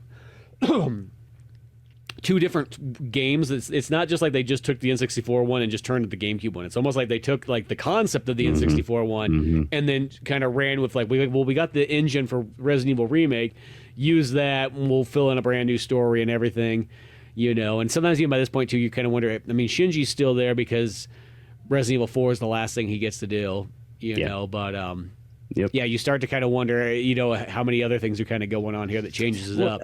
Well, and I can see it too. So, you know, per the timeline, I mean, like we start with RE1, we're in a mansion. We go to RE2, we're in the RPD, and like partly outside, pretty much you know, a mansion. you know, but more or less the RPD, you know, like three is a little bit of an exception, you know, but more or less it's, you know, you still have RPD, you still got the clock tower, you still got the, you know, like outside areas, blah, blah, blah. But the game started to expand at that point, you know, to have a lot more variety and, you know, its level designs and whatever. And then we get RE1 Remake. So we're back in a mansion again. And then this, you know, and it's like cool. Well, and Code Veronica has a mansion in it too. Well, yeah, and Code Veronica, yeah, exactly. So that's what I mean. It's like 3 is probably the closest one to not really being too tied into too much mansion, because even like the stuff that you do kind of have the mansion-iskness, you're only in them for like a moment. Yeah, yep. So I felt that I remember feeling that when I first played this game 20 years ago or so. I didn't feel it this time. I was actually excited to get to this point of the game just because I knew that, you know, again, we have multi-leveled, you know, like first starting area or whatever. You have a handful of, you know, like you have like 2 unlocked doors available to you, 2 different paths, east, west, you know, like which way are you going to go? This is where I started to kind of drop the guide a little bit and was more just kind of like skimming through it, you know, just like what are the major items that I need? What are the things like where can I leave this thing where can I leave the hook shot when I don't need it? You know, things like that. So I started to like skim through. But really took the time to just explore myself, you know, like, and went room to room to room, started unlocking the doors, starting to figure out the patterns or whatever. It really, like, from this point onwards, like, I was just, like I said, I was just looking at the guide just as like a Cliff Notes version, just to kind of ensure that I don't get stuck, because I didn't want to get stuck again, you know. But this is where the game like really starts to open up, and I love the like I said, a lot of people complain about backtracking, but I think that it's so tastefully done here because there are a lot of those aha moments, you know, where it's like you've been going down this path forever and you're going up this, you know, up this staircase, back down this staircase, you go forever in this one direction, you go through a handful of doors, and then all of a sudden you're right back out in that foyer again. You're just like, oh shit. And like the whole map just like, you know, reverts back in your head like, oh, that's how I got there, and that door connects to this now, and you know, blah, blah, blah. So you're unlocking shortcuts in your head constantly and whatnot, and I think it totally plays well into this game's strengths. Yeah, well, because it's one of those ones too, like I got to this point here, and I literally was only going to pull up the guide for like those certain moments where, like, kind of like the train one too. I was going to pull that one. I'm like, I just don't want to, you know, I didn't save, so I was like, I'll pull that up for this. But I was like, I just want to see how much I remember it. Now, granted, I have played this game like 5. This might have been my 6th time playing it. And I was able just to go through so fluidly to each of the areas and just never, I mean, granted, I kind of have an idea of like where to sort of go, but like I felt like it flows so nicely in this game here. Like it is really designed smooth because you just kind of go, you're like, oh, I got this. So that means I can go to this door, which means I can go to here. And even some of the items, like kind of ones like when I get those little statues and whatnot like that, I knew I didn't have the wings yet, but I would just set them down on the little like, wait thing and just be like, I'll come back to this later because that's almost a place to stash it, you know? And so you're just running around through here and I feel like it flows really nice and so on like that, and how much is all kind of connected and how it kind of leads back. And I don't feel like you get nearly as stuck in this one as much, you know? Because that's a lot of times one of the main reasons I always say to like tell people like to kind of have a guide at least on hand is because the worst thing that can kind of happen to your survival horror games when you get to that point where like you're running around for like 40 minutes being like, where do I go? Where do I need to go? Because nothing's worse. What item, what door, what combination? Because that almost gets to that point where sometimes it just can kill your motivation for continuing on. And it's not like it's like necessarily hard. It's just you just kind of like, you kind of got there. And only one part I remember where I forgot about this was when I went to the piano. I did the thing. I was like, oh, Rebecca, so she's like, she went to play it and then she doesn't play it right. I was like, oh, well, I'm gonna need, like, for some reason I was getting Resident Evil's confused. I'm like, well, I'm gonna need the musical notes. So I didn't think anything of it and started running around. And then I was like, wait a second, I can't. I'm like, and it was like, Billy can play the piano. I forgot about that. That's what you do. You don't need the musical notes in this one. It's not RE1. Yeah, exactly. Super similar thoughts for me too. You know, I really enjoyed, especially in this particular area. So the guide that I was using refers to it as the wet room, and the wet room is where we inevitably is where we fight the next boss fight. It's the big centipede demon looking thing. But that room, because like, you know, when you're in the foyer and it's just like very traditional, you know, mansion style, you know, it's just like you have the carpeted, you know, staircase, you have the long, you know, like railings, you know, like long wooden railings, and like, you know, it's just very, very like what you would imagine a mansion to look like. But motherfucker, if you don't go upstairs after a handful of puzzles and you unlock one door and all of a sudden you're in the fucking like dungeon demon, you know, like like looking type thing where it's all brick and it's like, you know, mossy and just grown, you know, like old and gross and, you know, musky and stuff. Like I love the level design of this and like how many hidden layers there are to the mansion, you know, like as you're unlocking it. I thought it was super neat. Yeah, and then you go downstairs and there's like the torture chambers with the Iron Maidens and all that kind of stuff. Yep. And for the most part, I think like majority of what all we're really fighting at this point is just your traditional zombies. I think there may be one leech monster early on at this point, because I remember running into at least one of them. Yeah, if you go to the left door, there's actually two of them, because there's one in the bathroom, which you could just totally avoid, you know, and just run out of there. And then there's another one that appears in that room, but you're kind of better off kind of killing it because you have to kind of come back to that room again later. Yeah, you know. Even though you probably could, I always kind of wondered if like the leech ones you could just run past the majority of them. Yeah. You know, sometimes it just feels like it's just easier just to get rid of them and just not have them be in your way. Yeah. But there's a couple moments where I'm like, you probably could just juke them and just keep going by. Yeah. And that's majority of what I did, because like I said, like I really didn't even like craft, you know, Molotovs until like pretty further on into the game than we are here. For the most part, I was just running past them. Really, what I was trying to do is just get past them, get to the next door in that hallway before they would change, you know, like burst into the actual like monster that they end up being. Because a lot of like what their design is just like, they're just a person, you know, it's just like a humanoid looking thing that looks really like the skin's like really green and like really weird looking comparatively to a traditional zombie.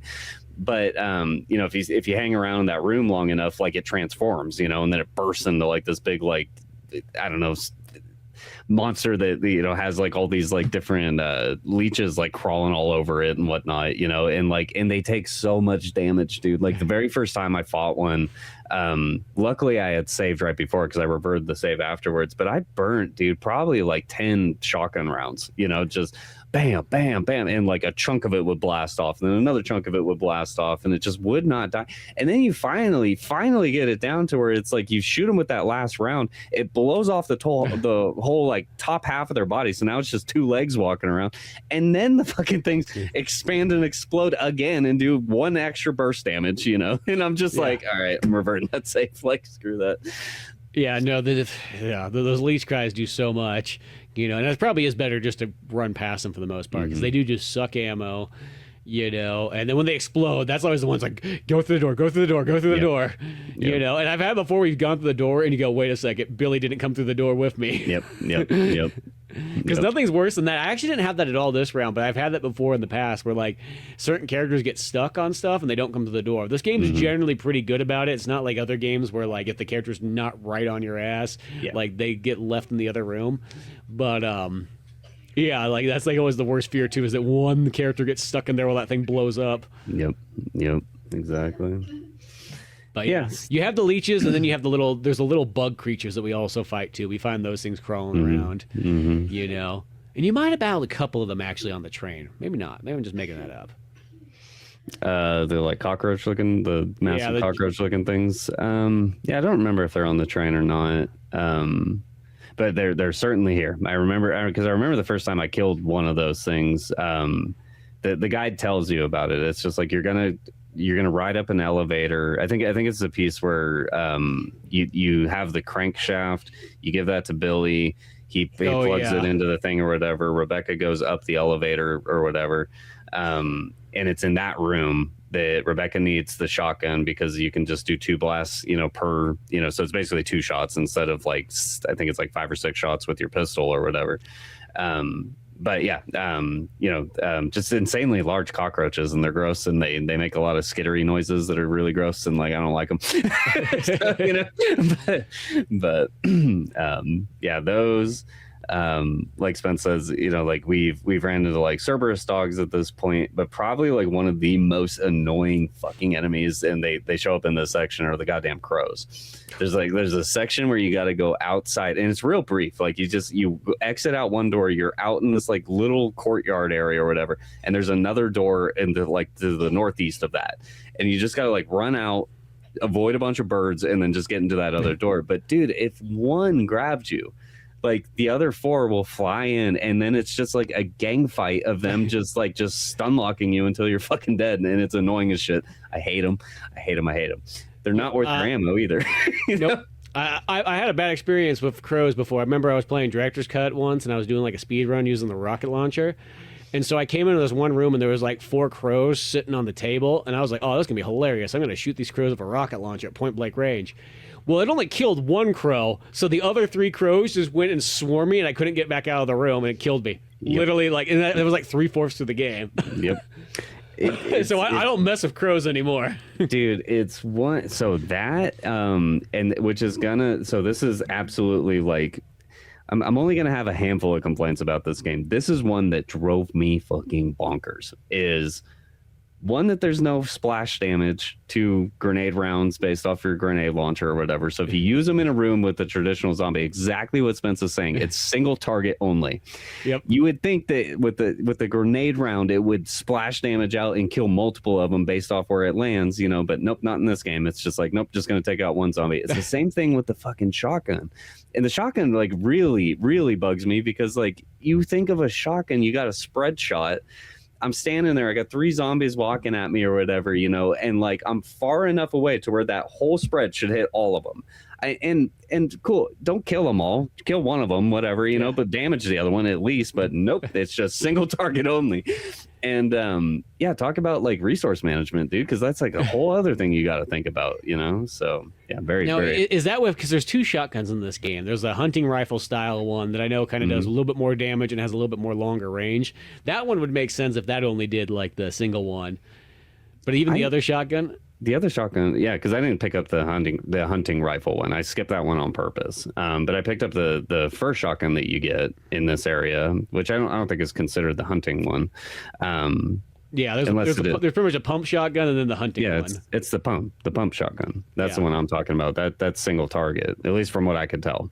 I wasn't able to hit multiple things, and I tried many, many, many times in my run. So. Which is weird because I remember Resident Evil 2, like you could shoot multiple targets with that shotgun. You could walk in that room like in the police station. There's like 6 zombies there, and you can like blow off all. You can almost get all their heads. I want to say, with that, So yeah, it's weird. When it was unsuccessful. Very unsuccessful. Well, it's another one is going down the list of enemies is there's there's these other interesting ones we come across here. That there's these monkeys down below in the torture chamber, and they throw 3 of these. I think they're called eliminators, is what their like name is.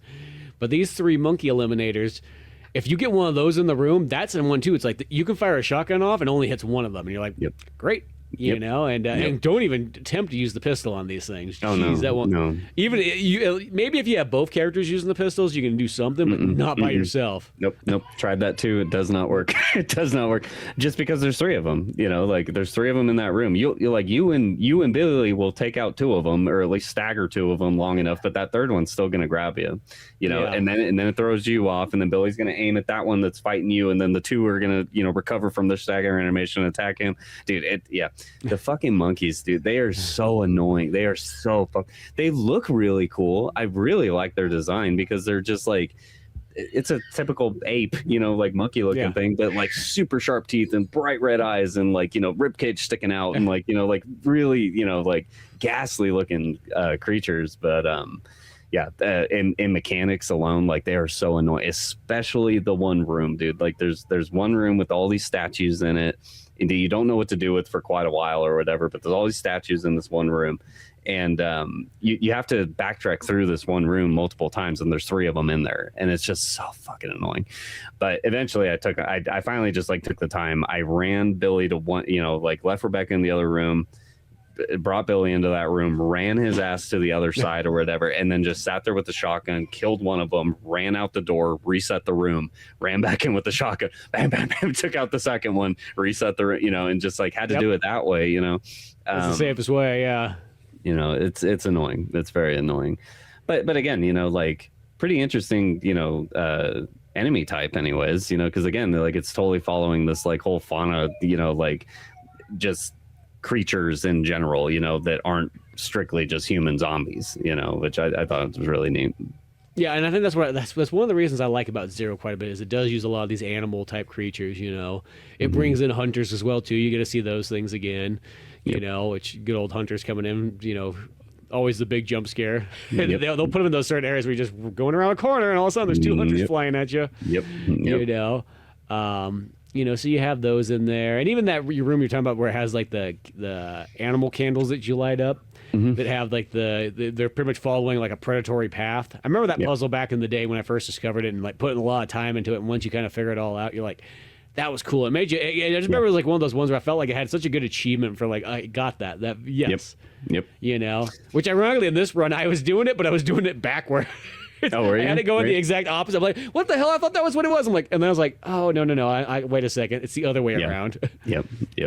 Yeah. This one is one that I actually did myself in this run. I didn't remember it from my very first run all those years ago or whatever. But this was one of those puzzles that it's just like, okay, it's a clear room. Nothing's gonna get me. I can take all the time I want. Like really read every individual plaque, look at every little thing in that room or whatever. And it was really a head scratcher there for a minute of like what it was trying to have me do, and then eventually like I just like that click moment happened where I was like, oh, it's based off predatory path, and like this thing eats this thing and this thing eats this thing or like kills this thing and blah blah blah, and all that, and then you start to put all those pieces together, and then it's like, so the other side of this is I was playing as Rebecca this whole time, in this area or whatever, like not recognizing that I needed Billy for his lighter to be able to light the fucking candles and whatnot too. So I was missing that whole piece of the puzzle, So like, so anyways, yeah, it was one of those aha discovery moments, that felt really good. So. But I think that's the thing too, is this game also, I love all the puzzles that they have in this one, and I feel like they're all like the right balanced. Yeah. They're not like because some games will have puzzles in there where they're just like, like, hey, like you don't know your Shakespeare knowledge, well guess what? Yeah. Go figure that out. Where this one, like everything feels like, okay, it's a little bit of a challenge, but it all seems pretty like logical. You're like, okay, I'm gonna figure this out. It's gonna be, and then they all feel well worth it and so on like that. You don't ever feel like you get totally screwed over on any of these. Yeah. And yeah, they're very thought provoking, and I think a lot of them are like fair. There wasn't any one that, with the guide or not, there wasn't any one, especially the ones that I did on my own, that like felt like I was like were too obscure. Like that I think that's like one. whenever we decide to sit down and play a brand new game that neither of us have ever played, that's always something that always hits me in the back of my head about this genre is just like, if the puzzles are too obscure, like it's just going to annoy me, you know. Like I don't mind a good thought-provoking puzzle that takes me a little bit to really hammer out and figure out, but when they're like insanely obscure, when you were supposed to grab a note 3 chapters ago just to get, you know, like something that will help you with this one puzzle and you miss it, like that's fucking annoying. You know, at least here, like everything that is here, it just with some critical thinking, like you can more or less figure it out, or the answer is in the fucking room that you're in, you know, like just through notes or whatever. So I'm happy with the way that they did, you know, puzzles in this game. Well, I always think that's kind of like a well-designed puzzle. Is one of those ones like where it takes place in the room. Like everything you should be able to need is kind of right here. Like if you have to start venturing halfway across the map to find out like it is, it's almost kind of going too far. You know, it's like the one in Parasite Eve 2, where like how many bathtubs were there? How many like mirrors? Oh, Jesus Christ! That one is like stupid. Like that's just there to like somebody's just being a dick. That's all that puzzle is. It's not like you're just trying to make somebody who doesn't have the internet, you know, go run around and manually like count all that stuff. Yeah. You know, and one that actually did it really well, that literally just popped in my head as you were saying all that, was the puzzle in Conscript. Remember where the mother's like asking, like, it's how many sons I have, how many freckles do they have, how many glasses do they have, you know, like things like that. But that was based off just like, if I'm remembering correctly, I don't think that was a mainline path. I think that was a side story or something that you could like get an upgrade, you know, like increase your carry capacity or whatever that was, you know. But you had to find the prosthetic shop, and it had like, and you saw like the things there, and you saw the sons each one had, and I was like, I thought that was a cool one too. Yeah. Or I think it was in Crow Country. I want to say that every single puzzle in that game always took place in the room that it was at. Yeah. Yep. Which I gave it a lot of credit for that, because as I said, there's some of those ones. Even Silent Hill's been notorious. I think of that Shakespeare one that's in like the beginning of like Silent Hill 3, and you're like, the hell is this stuff? Like it's just like asking you like all these things, like, what, you didn't pull out your big like 1,000-page Shakespeare book to figure this out? Like what's wrong with you? Yep. Yeah, so puzzles very fair in this game, in my opinion, and everything's like pretty well streamlined too. Like I really don't think that there's any like massive, like there's some exceptions, like the sewer area or whatever, like the water treatment plant area. Like you can get turned around down there, like for sure. Yeah, that place towards the very end of the game, that's always been. I every single time I get there, I always remember you get a little bit lost in it. It does wrap around and everything like that, but you kind of have to go back forth, and then sometimes I overthink some things. You know, on that, like I remember because you need a battery towards the end. And for some reason, I did the thing where I ran up to go grab the battery out of the lift. I'm like, oh, it's not that kind of game where you pull that one out. Like, wait a second, I forgot you have to make a brand new second battery. You know, and even I'll say there's one point too. Just speaking of the monkeys, real quick, going back to those. This is another one that I always like feels like a point where like you kind of want to save too right beforehand, is where you have, because the monkeys come out and they knock Rebecca and she falls down like 2 holes or whatever, and then as Billy you have to go run and go rescue Rebecca. And you know you got to practically go right back up around the mansion, go out, go down the furnace room, you all these places here. And the door that you need to take is like, because of the camera angle, you literally can't see it, so it's really easy to run past it. And I've done that before in the past. I mean, I know where it is now, but like, all it takes is you go that extra distance and you've gone too far, and then she doesn't last long enough to, you know. If you get too lost.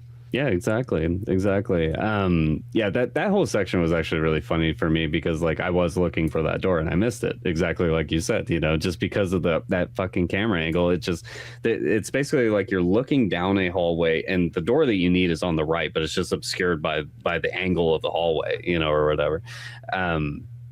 Yeah, super annoying, you know, for that to actually happen. But no, I thought I love this whole section of like, you know, having to go rescue her, you know, because like you don't have a direct path to her, and you got to kind of figure it out by, like you said, going down into the basement, unlocking, you know, like a new door based off a key that you just grabbed, you know, to route your way back up to a whole new area they've never seen before and whatnot to get to that room for her.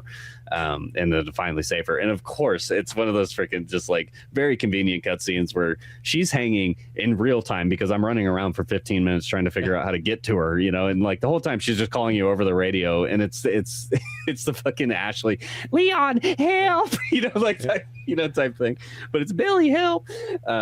and like finally getting to her, and then like the cutscene, it's like, you know, Billy like, you know, finally gets to her or whatever. She's on her last grip, you know, and she like finally falls, and he just like grabs her by the wrist, you know, just like pulls her up and stuff. It's just so convenient, you know. But yeah, no, it's just super funny.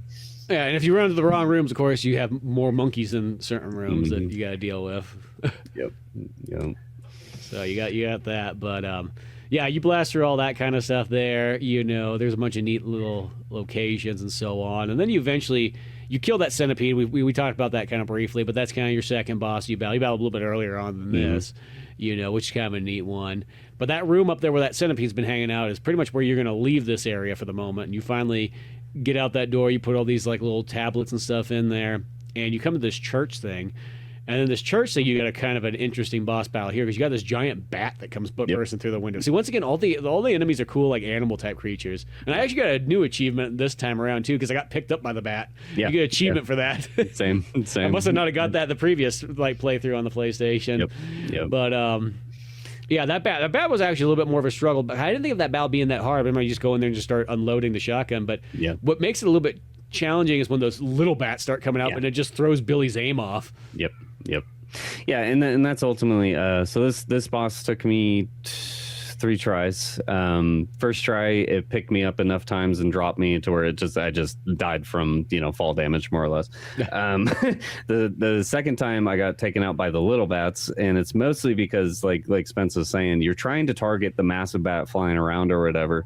And it's really not the problem of the boss encounter. Like that thing hardly does any damage to you outside of picking you up and dropping your ass. So like it's not really the threat. The threat in this whole arena is the small bats and whatnot. And it's mostly because they're literally because of the you can't spread shot. You know, like you're single targeting shoot everything. One of them like, at a time.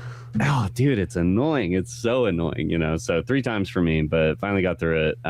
Really, what I did is like I brought in my pistol. I used my pistol for the small bats because they're typically one bullet per. Yeah. And then and it'll launch like I think it's like 5 or 6 small bats at you at a time. Take them out with your pistol. Switch back over to the shotgun. Focus fire on the big bat. Just as many rounds as you can get before it summons the next round of small bats. Back to the pistol, take them all out, just rinse, repeat until it's over. Cool fight, but it ended up being like a very mechanical fight for me. It was just very like on the nose, just like, oh, no, this is what I got to do, Yeah. So, not a lot of experimentation with this one. No. It's just, you just got to get past those little bats and then you're kind of good to go. Mm-hmm. And then, you go through here and then we start leading ourselves into more like laboratory areas. Yes. Get to a train, all kinds of stuff. You literally get to the part in like from Resident Evil 2, you come to that part of the train tracks, which is kind of a cool little thing there. And this is where Rebecca finally runs into like Enrico again because other than like the other Stars Bravo members, like there's one dude that she runs into who's not in Resident Evil 1 because he dies in this one. So he's like the unmentioned like Bravo member, but you see him die on the train and everything like that, and that's kind of it. But other than that, though, it's like you hear Enrico once in a while on like the radio, and then you don't see him. And then finally, Rebecca runs into him at this Resident Evil 2 location down there at the subway train area. And Enrico's there. He's like, I'm going to go head to the mansion and so on like that. He's like, you better come with me. He's like, I got to go with Billy. Like, what? Billy, forget about that mission. We don't need to do that. Come on, like, you didn't answer me the last 5 times I called you on the radio. You see, now you want to go after him? Yep. And then it's like, as he leaves, there's like that moment where it's like Rebecca has that like inner monologue and she's like, and that was the last time I ever saw him alive. And you're like, oh, poor Enrico. Yeah, exactly. He gets shot by Wesker. Yeah. And I don't remember where it comes into play, but I assume we're probably right around this point. But when is the point that we learn more about Billy? Like his backstory, like what actually happened? I want to say it's literally when you rescue Rebecca from falling down. I want to say that he pulls that story out right there in that cutscene, and this is the kind of the pivotal one because Billy's got this like thing where he's like, yeah, we were over in Africa and whatnot, getting ready for Resident Evil 5. Yep, gonna go provide mass genocide. And it's like, he's like me and my military group or whatever. We were sent into this village and there was like no arms or anything like that. It reminds me of that scene out of Platoon actually, and stuff. And like the commander just goes, I was like, I'm not leaving without killing something, So there's like just shoot the like the innocents. And Billy tries to stop and he gets knocked out and so on like that. And they, for some reason, like place the blame on the guy we knocked out there. Yeah. Yep. Never liked that guy. Because leading up to this whole point, like we've learned a little bit about Billy just by interacting with him and like doing this campaign with him.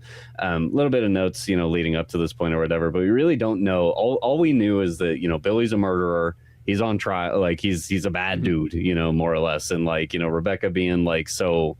Like this like young, chick like new to the police force and blah, blah, blah. She's very much like by the book type person, whatever. And this is just like, but yeah, I love this interaction, because like she, the voice acting aside this section, but that aside, I really enjoyed the messaging here, because she's just like, Billy, like, please just, like, actually tell me what happened, like, did you really murder 23 people and blah, blah, blah. And leading up to this point, you as the player, not knowing any better either, thinks that, did he just, just kill 23 random people or like what actually happened? And no, he tells this story of like being in the military and being forced to, do fucking war crimes, and it's like, oh, damn, that's what's going on. Okay.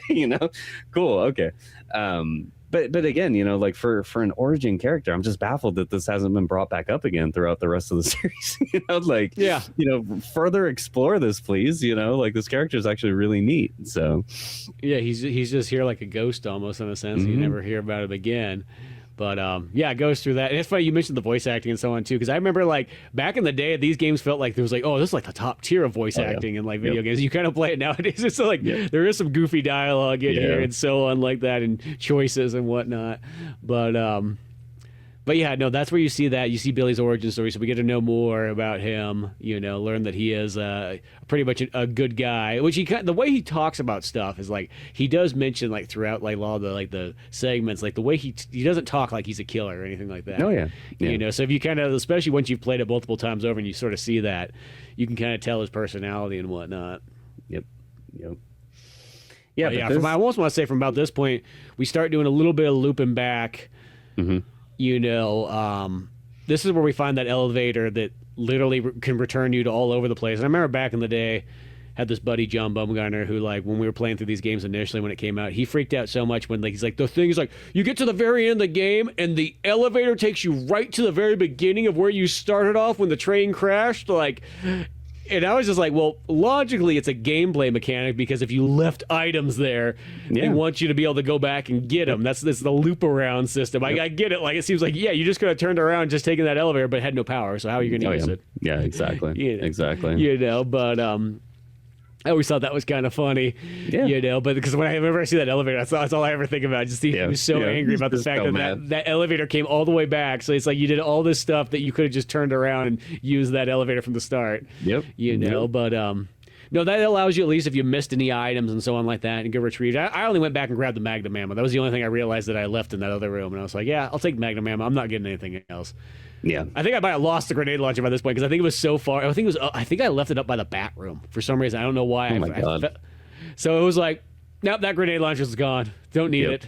I'm like, we're not going back for that. We got the Magnum, we got the shotgun, we got copious amount of pistol ammo. Like we're good to go. Yeah. And from here you get to the waterways area or the dam section and whatnot, which is kind of like your laboratory. Though there is a laboratory section in a sense in this game. It's smaller. But I feel like as comparatively to the other games, this is the tail end. You're at this dam. This is where you got to go through a little bit more cup puzzles. You got to go back. You got to build a battery. You got to do all these things here. This is the one where you can get kind of turned around kind of fast, I guess right beforehand, there was that area where you have to go through and you have to send Rebecca up. It's kind of a neat area where she's by herself and you have to kind of put together the chemicals and whatnot in her little vial, battle a couple leech monsters and so on. That part's kind of neat. I actually like that section. Yeah. This whole like back half of the game or whatnot, like once we get to the labs and then get into like I'm not so hot on the water treatment plant area and in general, but the things we do there are actually kind of cool. Like you were saying, like building the battery and like getting the forklift up and running and like all the things that we do here are interesting anyways. I really enjoyed, especially with the lab section, because this is where we really start to learn more about Marcus and his research, and just about like the leeches in general and all the things that he's like experimented on. The training facility is just a place for young cadets to come into, you would have guessed it, are the test subjects, like for this man, this fucking madman out in the Arclay Mountains, I thought that this whole like unveiling of who Marcus is, and like why he's doing the things he's doing and whatnot, understanding the Spencer betrayal, like like all the things that like culminate here in the lab section was actually like really cool. And then you see like the hints of the progenitor virus and the hints of the tyrant and the hints of the like it's all the things as like as a Resident Evil fan leading up to, especially at within era of this game. Mm-hmm. I can only imagine the things that you're seeing, because again, it's an origin story and you're just like, oh, the tyrant, oh, the progenitor virus, oh, the blah blah blah, like that's where Spencer came into the picture. That's who he got these ideas from and whatnot, and blah, blah, blah. So I just think that this is all very, very neat, and it's very historic for what it is in the timeline of Resident Evil. I thought it was actually really good. So yeah, I know you learn a lot of cool story stuff here. You kind of learn a lot more of the origin of the virus and whatnot and stuff like that. I think the location of like that dam area, like I like the way like a lot of the rooms look. I think there's a lot of neat stuff in there. The downfall is just it feels like it's like you kind of run all the way up and you run all the way back down. You run all up and there's like almost like a left and a right path and so on. And sometimes you can just get real turned around, and then next thing you know, you're 15 rooms away of where you need to go back to and back for. So that part always drags a little bit, even though it's a really cool area and there's a lot of neat stuff. I mean, you find that part where like you see all the dead bodies that are all piled up there from all the experiments that Marcus did on people and so on. Which, once again, I felt like he like got canned like 10 years beforehand. I don't know how those it's just been sitting there. Convenient. Yeah, because it's still only 1998, and I thought his career was over in like 88 or something, but can't remember exactly. But yeah, so you see all that kind of stuff, and then you get to like one of the most interesting yet devastating enemies in any Resident Evil games is these mutated frogs that are like the chimeras for this game, the total tail end of monsters you're going to get. And they look really cool. They're just big old frogs that pop up like literally out of the water, not expecting it whatsoever. But the downfall is especially if you're by yourself or something like that, is they shoot this tongue out that grabs onto you, and it has like this acid that just starts slowly like tearing you away, and then they just slow drag you in to their mouth until you're finally eaten and a game over. I remember the first time I saw this back in the day, because it was both Billy and Rebecca were there on like the dam when that one jumps out, and I remember that one launched out, grabbed Rebecca, just started slowly dragging her, and all I was doing is screaming like, "Billy, shoot it, shoot it!" It was like that scene out of Jurassic Park, like, "Shoot her!" And he just stood there, stood there and didn't do anything. Just watched her get eaten. Watch me just get a game over. Yeah, it's this is probably my biggest frustration point in the entirety of my most recent run. So per the guide had me save at a very particular point. It wanted me to save right before the first tyrant fight, which precedes this section of having to clear the dam for Billy. So from there, you have to run to the fight. You do the fight. You burn all the ammo. You get through your health. Blah blah blah. You try to survive as well as you can. From there, it then wants you to send Rebecca up to the control room. Billy needs to go down to the dam, more or less, or whatever. Rebecca cuts the water. The dam starts to stops to overflow or whatever, so Billy can run across. On my first run, I wasn't, again, reading the guide word for word. I was just kind of skimming through it, so I just knew that I needed to get across the dam. That was it. Billy jumps down. I start to run. The water bubbles. A fucking frog pops out, and I remembered at that exact moment, went fuck, and I hit the run button and I push forward on the fucking D-pad, and I'm just like, just get to the fucking ladder, please. Just get to the. Ran, dude. I'm like literally a foot away from the ladder. That fucking tongue swings out, grabs my fucking, and I knew what was happening. I'm like, all right, like, fuck, pissed. See the game over screen. There's nothing you can do. You can't. There's nothing you can do. So I see that game over screen. I relaunch, and I'm like, okay, I know it's there. Redo the same exact thing all over again. get through the tyrant fight. Did actually better this time. Like I didn't burn up so much health items and whatnot. And it was like cool. I'm feeling good about it. Like get Rebecca up to the control room. She kills the water. He's down there at the dam and whatnot. I jump down, and I'm like, all right, I'm ready for it this time. But how am I going to do this? I have a shotgun at this point, so. Take a couple steps forward, the bubbles in the water pop up, it jumps back up, it lands in front of me. But this time I'm prepared. I'm standing there with the shotgun and I go, bam, and it does like a backflip, like it flops on the ground a couple times or whatever. Not really, couldn't tell if I had killed it or not, because Resident Evil just has this like weird thing with its animations where sometimes you think they're dead, but they're not, like denotated by like regular zombies. If you kill them, actually kill him, a pool of blood comes out, things like that. Anyway, so I shoot this frog once with the shotgun or whatever, thought I had killed it because it's sitting there flopping around or whatever, so I just start to run towards the nope, it gets back up, it shoots its fucking tongue out, grabs me again. Motherfucker. So mad. Third time, do the whole progenitor, do the whole tyrant fight, kill it, do really well and whatnot. This time I run my ass all the way back to the save point. I go resave again, and I'm like, all right, at least at this point, I have Rebecca's in position, just need to run him back down there. And then this time I just swapped I gave him the Magnum, and I was just like, I'm just gonna kill the fucking thing. I'm not even gonna try to run, so it the same thing. It jumps out, I shoot it twice with the Magnum, it dies, and I'm like, cool, and then I can proceed. But yeah, if again for a fresh player to this that had never experienced it, and again, it's the one hit mechanic stuff that we talk about so frequently that is just frustrating. At least here, let the tongue grab me, let it hurt me a lot, but give me the opportunity to at least shoot or something, do something to let it have at least have it let me go. So just frustration, just really frustrating. Yeah, well, these are the moments too that make it because the older Resident Evils. I don't know if this one punishes you for saving like other Resident Evil games, but like in the older Resident Evil, sometimes they're like 2 is the notorious one for punishing you for saving. Well, it's like, yeah, but the reason I'm saving is because I don't want to have to redo a bunch of stuff over again when I know that a one-hit kill enemy is going to get me. Yep.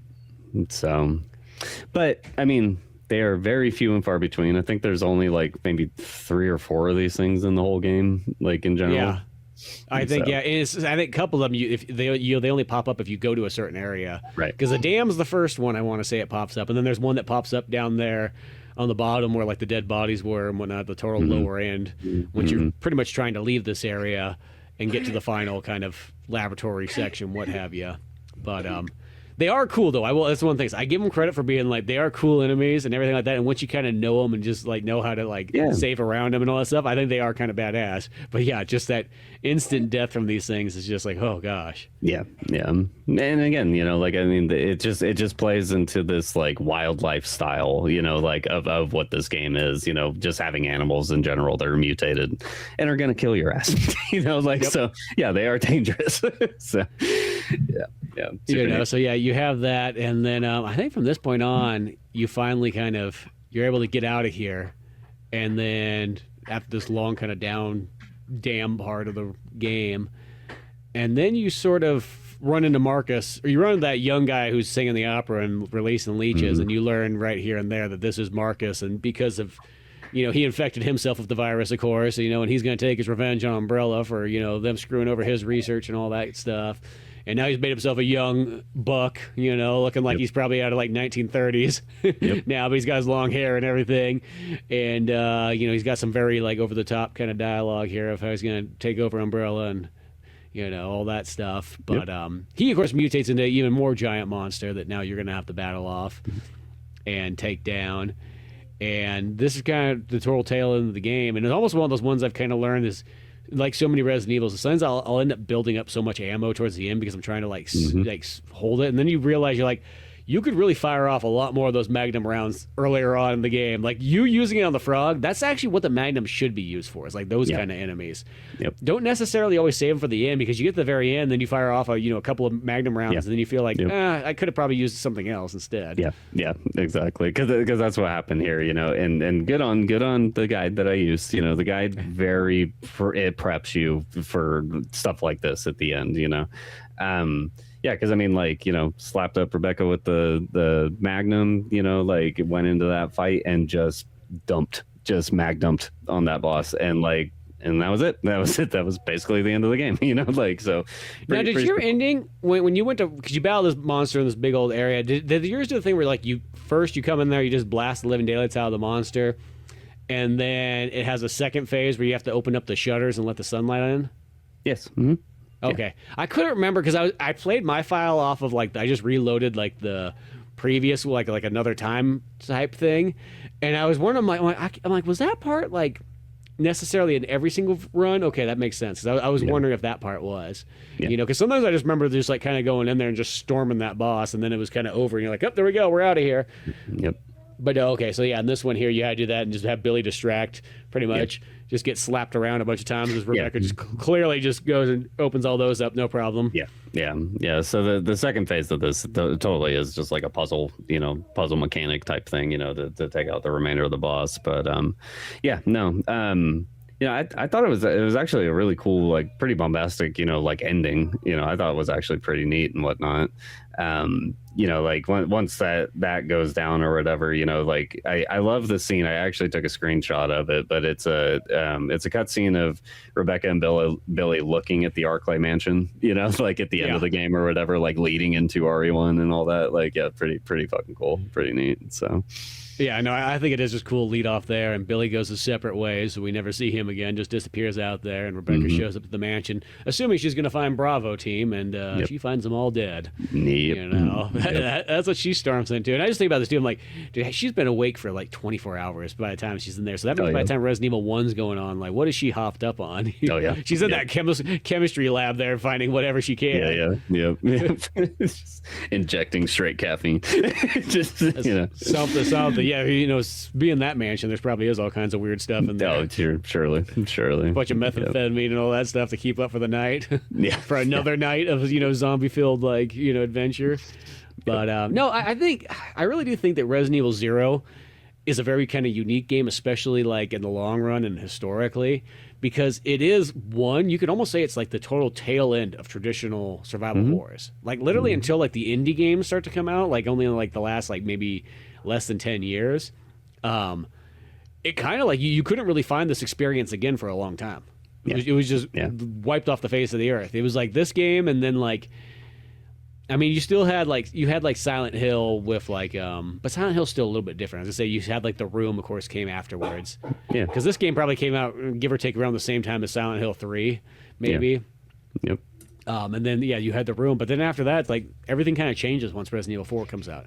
Oh yeah. The classic survival horror thing is just it's gone. It's gone in this action horror, and there's nothing wrong with that because those games are just as fun too. But something special about just the classic, pre-rendered graphics, tank controls, puzzle solving, all that kind of stuff in there. And this game, I feel like, kind of delivers it really well, like in all those aspects. Well, I'm super happy that we chose this one. Just because, like I said, I really, realistically, I only have that one experience from forever ago, like multiple decades ago. So to get this kind of context now, again, because like, over time as we're continuing this podcast medium and whatnot, like I'm very much like I'm learning so much more about not only just like Resident Evil in general, but just like the genre surrounding it and what it means for gaming as a whole. This title in particular, like totally is. I mean, it's Capcom's last hurrah for that era, of this type of game and whatnot. And I think they were so successful at it. One piece that we continually talk about is like remake potential. This game, especially now that I've redone it, in today's lens, 100%. Like there is zero reason why they couldn't RE2 remake this, the same way.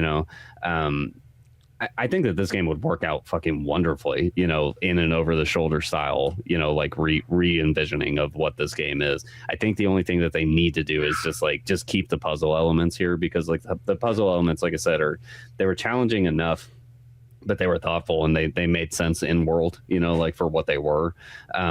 So, I don't want to see a RE3 remake version of this game where they just cut a ton of things out of it, love RE3 remake for what it is, you know, but comparatively to but its original version, like they cut a fuckload out of that game, you know, like there's not. It's definitely like the arcade version of RE3. Yeah. In a weird way, I like it for what it is, but it is kind of there missing some stuff. See, and this is a perfect example of like I feel that Resident Evil 0 could work well as a remake done with the over the shoulders, but then also implementing the co-op into it finally, and just kind of having that fusion of like almost like Resident Evil 5 and then Resident Evil, 2 and 3 remakes, and 4 even, I think it could actually work out pretty well. I know that some people get iffy about the co-op change. I'm like, well, yeah, it's going to change. When there's somebody else down there, it's always going to change, it around a bit. But I think this one would be a good example of being able to do that right.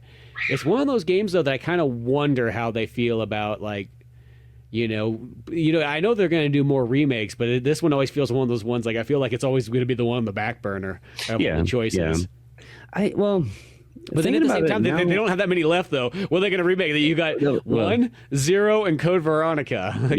That's it, and then you're done with all your, like, original remakes. Right, exactly. And I would imagine that this probably over Code Veronica would make more sense to me in terms of like a remake, because like I almost see it happening this way. Like we probably know at this point, I mean, like the rumor of today's world is that RE5 is the next one. That's the next one that they're going to remake, which fucking why?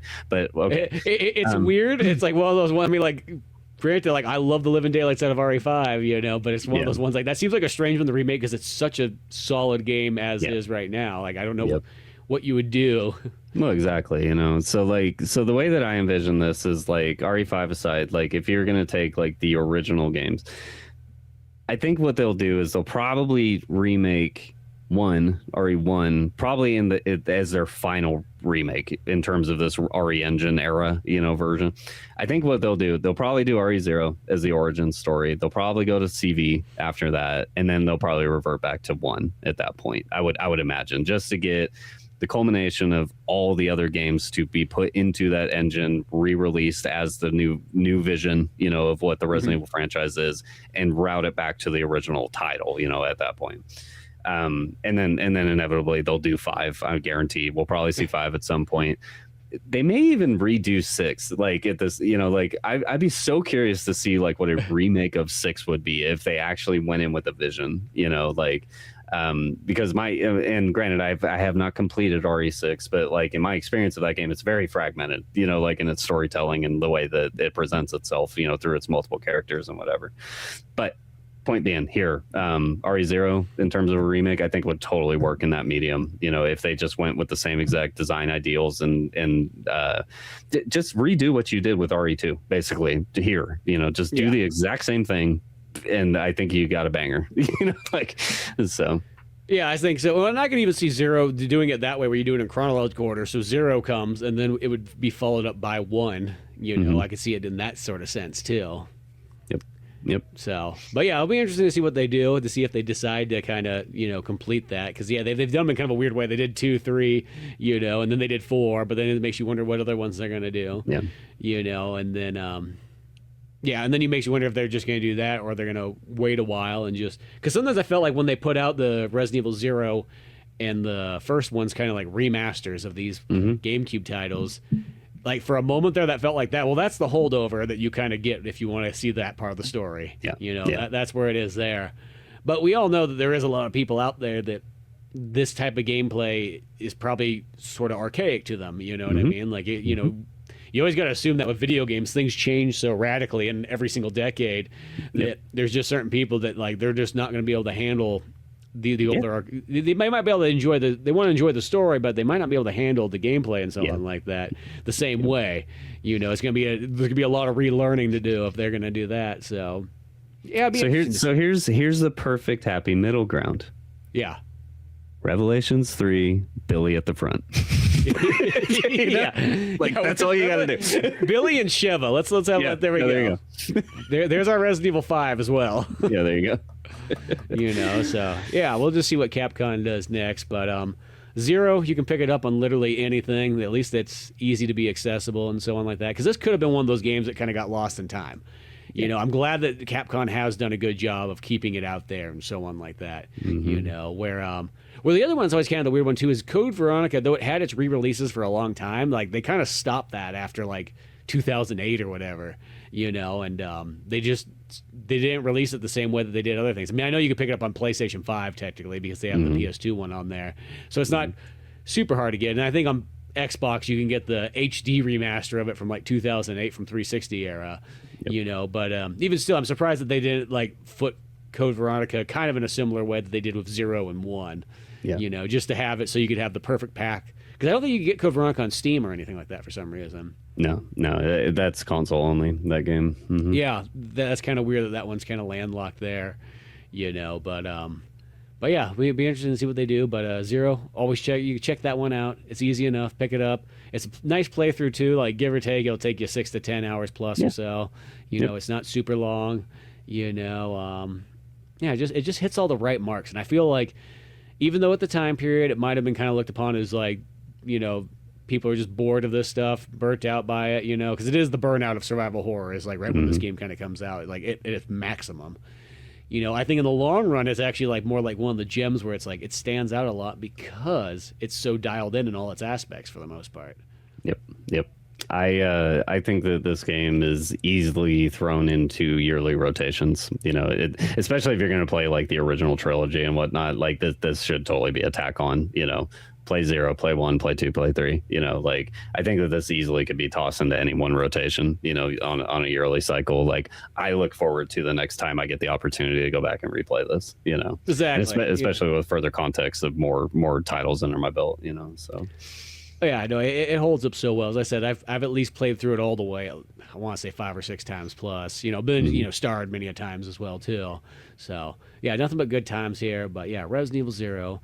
But beyond that, go check out more of the Silent Evil podcast along with Old Man Orange and via VHS on YouTube and Spotify. Till then, I'm Spencer Scott Holmes. I am Cameron, and I do have to comment real quick. We've done 3 games in 1 month. I am so baffled by that, dude. Like, yeah, that is wild. See, well, I felt like we wanted to start off the month just really like good, you know, and just get these ones rocking and rolling, and then see where it goes from there. Listen, I don't want to top every single year, but I felt like if we did 18 last year without paying any attention to what we were doing, it'd be cool to do at least like 20 this year. Yeah, hell yeah. But yeah, beyond that, well, we are out of here, and see you some other time.